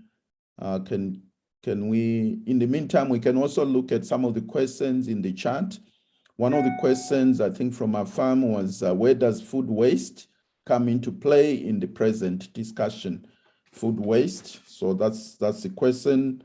Probably focus, we could target this at Pamela and also our panelists. They could weigh in later on. Let me look at other questions that have also come in, which we need to look at. I see a comment from Dr. Beulah Pretorius, who says iron from animal source foods is better absorbed than from plant source foods. Also, including a small amount of animal source foods into the diet will increase the absorption of iron from plant foods. So that's just supporting the need to have animal source foods in our diets. The non-barriers, I think Madame Tutu already addressed that. So do we have any other inputs from the audience, from all the participants? Please feel free to come through. Otherwise, let me give an opportunity to Pamela and maybe our panelists to address the issue of food waste. I know that you talked about food processing, preservation, etc., but we know that food waste is also a major leakage in our food system. Do you want to talk through to that? Was this something which was addressed in our policies and strategies? Any comment on food waste as opposed to food loss from the field? This is more like food waste, probably most of it happening at household level. Any comment on that, Pamela? And maybe we could also hear from maybe Dr. Mesish Koko if you'd like to weigh in on that. Thank you, Prof. With regards to food waste, I think when we did our policy review, it was mostly on the post-harvest losses that are done during the transporting, processing, etc. But the actual household food waste at household level, I did not see the policies addressing that issue. So it was something that was not really covered in the policy strategies and plans, but rather a bit of focus on maybe post-harvest losses. But of course, again, it was something that was showing a gap. Okay, Thank you. All right. Does any of our panelists, anybody want to weigh in on the food loss issue? Yes, Prof, if you can allow me, my hand is up. Yes, please go ahead. Thank you. Let's start at food production level, right? At household level, sorry. I think what we then need to, I think we need an awareness. And what do I mean by that? Most people think that the only way to make money is to perhaps have business with the formal sector. But at informal sector, which is your local value chains, where you could avoid that, is to educate the society that while you are planting for your own food consumption, you should be able to entertain the local value chains to avoid that. So what does that mean? The very same street vendors must be able to trust some of the local production that is coming from their areas, not necessarily depend on big companies to be able to do business. And at a commercial level, then you would also want to have food storage facilities within the rural areas and peri-urban areas, because right now the distance is the issue. There's road that leads to this produce being damaged. I mean, if you look at the markets between Gauteng and Limpopo, that's a huge distance. So I think the urgent need to make sure that there's adequate infrastructure for food storage, but also instill a sense of entrepreneurship from those who are producing food in rural land and backyard gardens. Thank you. Okay, thank you for that. Food storage facilities, that's a great idea. I think Norma earlier on at the opening of this session asked about lessons from Kenya and Ghana, seeing as the study was done in these other two countries as well. And one of the things that we picked up in Kenya, for instance, they started off with a strategic grain reserve, which is really just focusing on staples, your cereals, so that the country has enough stocks in case of emergencies, and that they'll be able to distribute it to needy populations. But now they talk of a strategic food reserve as opposed to a grain reserve. In other words, they are thinking of, going beyond the cereals and stocking things like, your pulses, fruit and vegetable.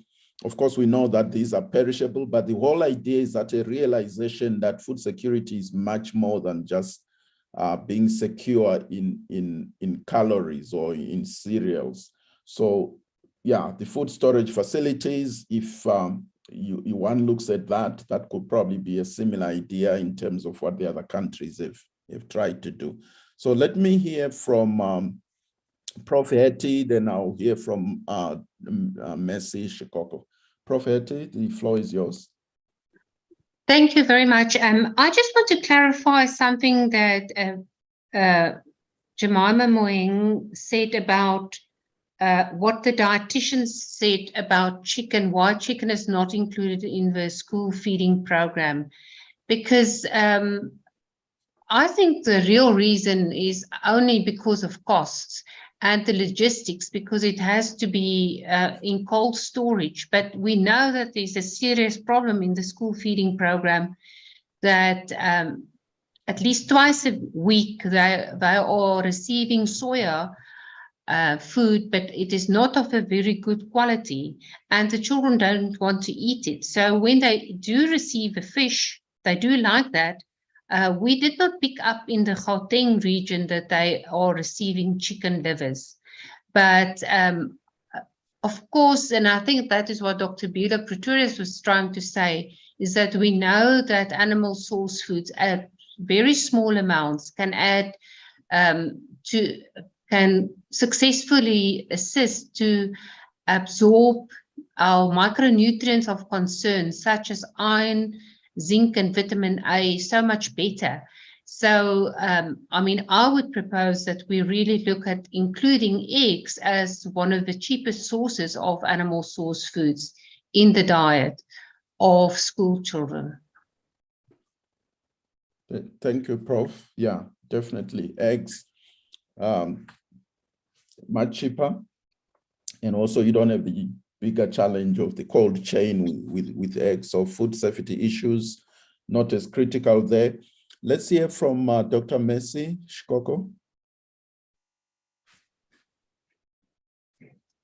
Okay, no, thank you very much. I just wanted to speak to the issue of food waste.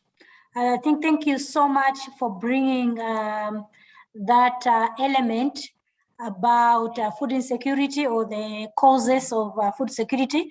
And I think food waste is a key in a sense that there's a lot of food that is wasted along the food system from farm to fork. And specifically, even at household consumption level. I was reading an article one time in South Africa whereby it indicated that food waste at household level soared from 5% in previous years to 18% in in 2021, which is a huge number, because I think that translated to about 10 billion tons of food, 10 million tons of food that has been wasted. And I think at household level in a year, I think they gave an example that in Joburg, for example, 12 kgs of food is wasted.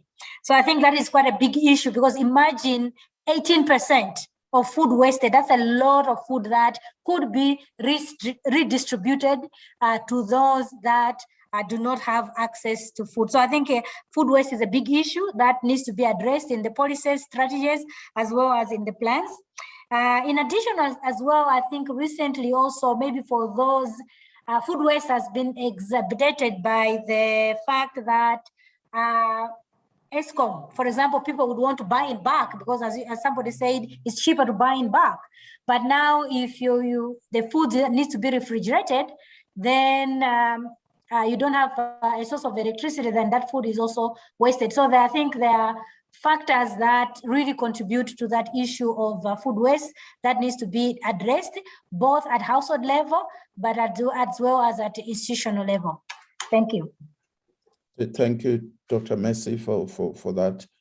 Do we have any other inputs, colleagues? I'm still checking the chat to see if there is any questions or comments there. But feel free to Yes. to come through. Yes, Prof, can I please come in? There's Yes. a question on the chat bar. Very interesting presentation. The first presenter mentioned that the rural population, which constitute major actors in food production, get food at more expensive rate. I find this strange. Oh, I'm sorry. Okay, I'm just, it's jumping up and down, sorry. Yeah, I think that comment we asked, and I think that was clarified from one of our panelists. I think the NMC explained that I think the various sort of circumstances, and that in general, if it's food produced in rural areas and is consumed there, it's likely to be cheaper.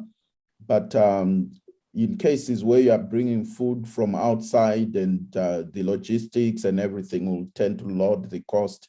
So I think that question obviously needs to be sort of tempered with that sort of reality, that it's not a generality that food is necessarily more expensive in rural areas, but it depends on the source of that food. Yeah. So I think that question was addressed. But maybe what we need to hear from is if there are any fresh comments. But also, Norma, you raised a question earlier on when we started, which was the issue of, I think we partly responded to the lessons from Kenya and Ghana, but there was also the issue of the synergy between policies, regulations, and the frameworks. And this is a question that I would like to, I don't know if Dr. Moeng is still there, but being also a member of the Committee on Food and Nutrition Security, the fact that we have a proliferation of policies and strategies coming from different sectors, but even within the agriculture, food, and health, some of these policies are not quite speaking to each other and not sort of synergizing. I'm not asking for, obviously, if we have a nutrition council, one would expect that maybe one of the things they'll need to do is to harmonize and make sure that these policies are speaking to each other and there's some synergy. And when it comes to resources, that, the programs that are being implemented as a result of these policies are not competing with each other, but are complementing each other. So this seems to me to be quite a big challenge. I don't know, either Dr. Moeng or possibly Dr. Messi, you could also come in there to try and share on some of your experiences from elsewhere as to how we can bring some sanity into the policy space. There seems to be quite a lot of policies to keep track of. Dr. Mweng, if you Yes, can. maybe let me come in, Doc. Yes. Can I talk to that one of Yes, please, go ahead. aligning policies? We now also even have, as the department, not just as a department, as government, the process of assessing policies that are developed. This is hosted at the DPME, wherein if you want to come up with a policy, it has to undergo the assessment thereof to say, what will this policy add? What value will this policy add? My apologies. Yeah.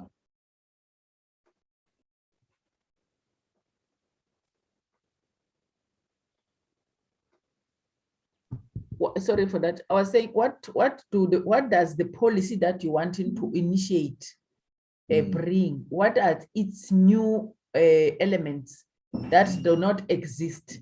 Because as you are correctly saying, Chair, the government, we always produce policies, but I must also put a rider to this, that the national government is a policy house.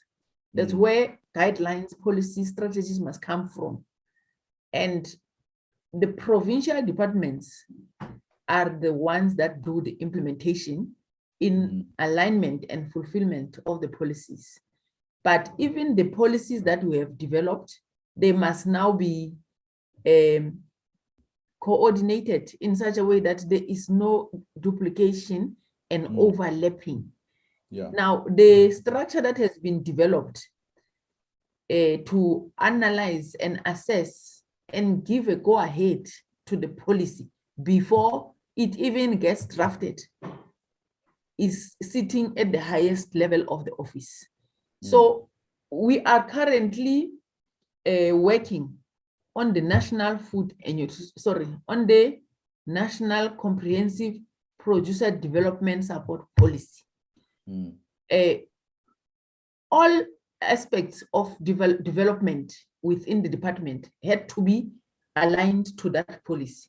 If you were wanting to come up, as myself, come up with a mechanization policy, which would have been separate from this new policy that is now waiting at the door of cabinet for approval, you would be discouraged to say, no, you know what, let this be a chapter in that policy. So we are going towards that line. And then what will come out of that policy will be then strategies. Strategies obviously would differ because they are now the actual implementation tools. But in terms of the policies, we are trying to narrow these as government to say, let these converge and not have too many. And then another thing is that a policy, for it to be ratified, it gets ratified at cabinet. And in any case, when we also presented, that was now in 2013, when we presented the policy on food and nutrition security, and then the Department of Health were also presenting their policy on nutrition of children under the age of 5, that was already picked up there. That no, you are competing, go and work together. Hence, in the plan, we are definitely now collaborating to say, let's not see each one of us as a separate entity. Maybe, Chair, as I will be ending, if I can also talk to the issue of food waste. You know, maybe this one, it's my view. Yes. But I know it can be subject to challenges, but I don't dispute those. We are having initiatives that are wanting to save the situation, especially for children. And we find a usage of some of the food items that are regarded as having maybe like reached their shelf life, and those can be actually reallocated. I have a different view to that, but maybe to share that I see the comment on the food banks on the chat here, but we're also having a WTO, World Trade Organization initiative that is really running at a high speed now on the food reserves for making sure that especially the developing countries are actually working on these. We as a country already have initiatives of the Department of Social Development, which are actually aligning with this thought of creating food reserves. But over and above that, SADC is also proposing the establishment of a fund, Food and Nutrition Security Fund for countries. These are some of the debates that are ongoing, which would actually assist and get impetus from engagements such as these ones in this webinar. Thank you very much, Chair. I'm not sure if I've covered most of your requirements. Thanks. Thank you so much for those insights. It's good to know that some of these issues you're already aware of, and you're trying to remedy the situation. I like the idea of DPME assessing the value add of any new policies so that we don't continue to get more policies. Somebody comes up with a brilliant idea and they want a new policy, and maybe to just ask why, if it's a new thing, could this not be fitted into the already existing ones? And also to avoid the duplication. The other thing, of course, that we noted was on the monitoring and evaluation side of things, the indicators, the fact that there's also no harmonization in that area. And so it's also an area that needs attention, so that if we're a national sort of indicator framework, and then we allocate responsibility for who is responsible among the sectors for delivering on those specific indicators, then it would also help to harmonize the policies as well. So it looks as if we've come to the end of this discussion session, and I'm going to hand over back to the director of our program, Norma, if you can take over on this one. And for me, just to thank all the panelists and those that have participated in this part of the webinar. Thank you very much. Thank you, Prof, and thank you to your speakers. There is a request that can we please switch on our cameras so that we take a group photo before we go to our final speaker.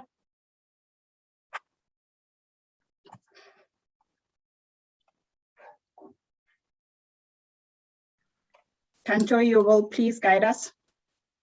Yes, thank you, Norma. It will take 5 seconds, so if everyone can please switch on your camera and put on your very nice and best smile that you have. Thank you. Thank you, everyone. Right. Thank you, Katu. Are you done? Yes, I am. Thank you. All right. Thank you. Let us move to the last speaker, who is going to provide us with the recommendations and the way forward. Mr. Francis Hale, over to you. Thank you, Norma. I will switch off my camera. I am doing this out of Harare and it's unstable. I am honored to be doing this. I do not think there is anything that was discussed that is not qualifying to be part of the way forward or recommendations, but I will just pick a few. The platform already hosts the state and the non-state actor, which makes for a good starting point in terms of a way forward. And I am very grateful that we have the state actor in the form of Dr. Moeng and the comprehensive presentation that she gave. And the responses also that show that there is something that is happening. I do believe that CaBFoodS project is about capacity building. I also do believe that the study that has been done, that we are sharing today, may not be the most comprehensive. And obviously there is room for more work to be done. But what it has found allows us to start doing some interventions along the 4 dimensions of food and nutrition security, and immediately start improving, things. Gaps have been established for availability, access, utilization, stability, sustenance, and governance of food and nutrition security. I think going forward, the department, working hand in hand with the non-state actors, can develop corrective plans so that when we present those 4 charts with the green, the red, and the orange, partly attended to, partly covered, not covered, and ignored, we need to turn them green. That would move South Africa miles ahead of where it is now. That would also allow us to then attend to issues of budget, attend to issues of monitoring and evaluation, attend to the issues of who are the actors behind each and every one of those gaps that have been identified. The second thing that I want to pick is the degree or lack of or insufficient collaboration. Yes, there are positive developments with regards to the Food and Nutrition Council and other issues that have been mentioned, but here is an opportunity for the non-state actors who have initiated this project and come to handhold with the state actor to still consider doing a thorough stakeholder mapping for inclusivity, because there are actors who are not in the room here today who matter. The actors that are here are the ones who have been touched, who have gotten to know about this, but the work that has been done can be a stepping stone to further stakeholder mapping so that we know everyone who is relevant, including the establishment of multi and cross-sectoral working groups. They are already there, but they can be beefed up. The broader the participation, the more likely success is bound to come our way when we implement this. The third thing that I picked that I think maps the way forward for us is the lack of adequate funding. I would like to believe that the South African government is one of the few healthy governments on the continent with regards to budgetary allocation to all the departments and especially to agricultural activities. I was in a meeting last week where we heard from presenters in the department that absorption is not always 100%. Sometimes at the end of the financial year, funds have to be returned. This is a very good development, but how sustainable is it going forward? What is the role of private sector funding to take over the burden of funding should government develop fatigue? This is Africa.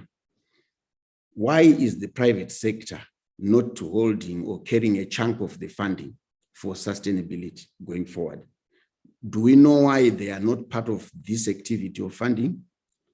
But as long as something that comes where they make money is presented on the table, they jump onto it and they start investing. I think going forward, we need a very clear private sector engagement strategy, which will enable for government to start reducing the burden of funding and passing it over to private sector. The fourth thing is the issue of data, the issue of evidence, and the issue of tracking, monitoring, and evaluation systems. What's measured gets done. We are in an era where we have recently released the 3rd biennial review report for the continent and our region. And we all know that our region is not performing well. South Africa is part of that region, and the biggest economy is also not performing well in terms of delivering against the Malabo Declaration commitments. But we have also seen that part of that performance is a result of us not being able to report on the good things that we are doing. We inherited these data collection, data reporting systems, and may not have gone back to them to redefine the data that we require, the issues that we need measured, the issues that enable us to then use evidence in the policies that we do, and to guide the work that we actually do, the implementation that we do. If you look at any country that got independent, the statistical body is still reporting the way they used to do when the economy was for a minority, but there are a lot of dimensions that have been introduced as a result of broadening economic participation, social participation, political participation for the previously disadvantaged groups. So going forward, we may need to sit down with our data collection, data reporting agencies, guide them on what really matters to us and not what they've been doing traditionally. The fifth thing is us deriving the dividends from women and youth. Women are a majority in our smallholder production. Touching a woman, investing in a woman has already been proven to yield better results. The youth constitute the largest chunk of our populations, but the drudgery of agriculture in its traditional form may not necessarily attract them to come and participate in that sector. What is it that we are doing to ensure that agriculture is appreciated, agriculture is attractive, agriculture enables the youth to come in? Are we selling agriculture as a value chain that's beyond just farm drudgery, farm production, so that the youth with their techno-savvy capabilities are able to see opportunities and then they come in? What exact strategies do we have for women empowerment, for them to be able to be the lever that when we touch, we get the best return and complement what we have already done with their male counterparts? The sixth thing is the urban malnutrition and poverty. We need to influence strategy. Do we have the evidence for now? Yes, it has been presented, that awareness has been developed, but I would like to put a challenge to my CSO and non-state actors to then say, let us come up with viable interventions, walk across and hold the end of government, and be able to guide on what interventions would work to address this urban malnutrition and urban poverty. We have heard that South Africa is nationally food secure, but then there are issues of logistics to where urban areas and other areas do not get this. What is our role as non-state actors in coming up with this? This is an area that we need to look at going forward. I spoke about the biennial review reporting as my last point.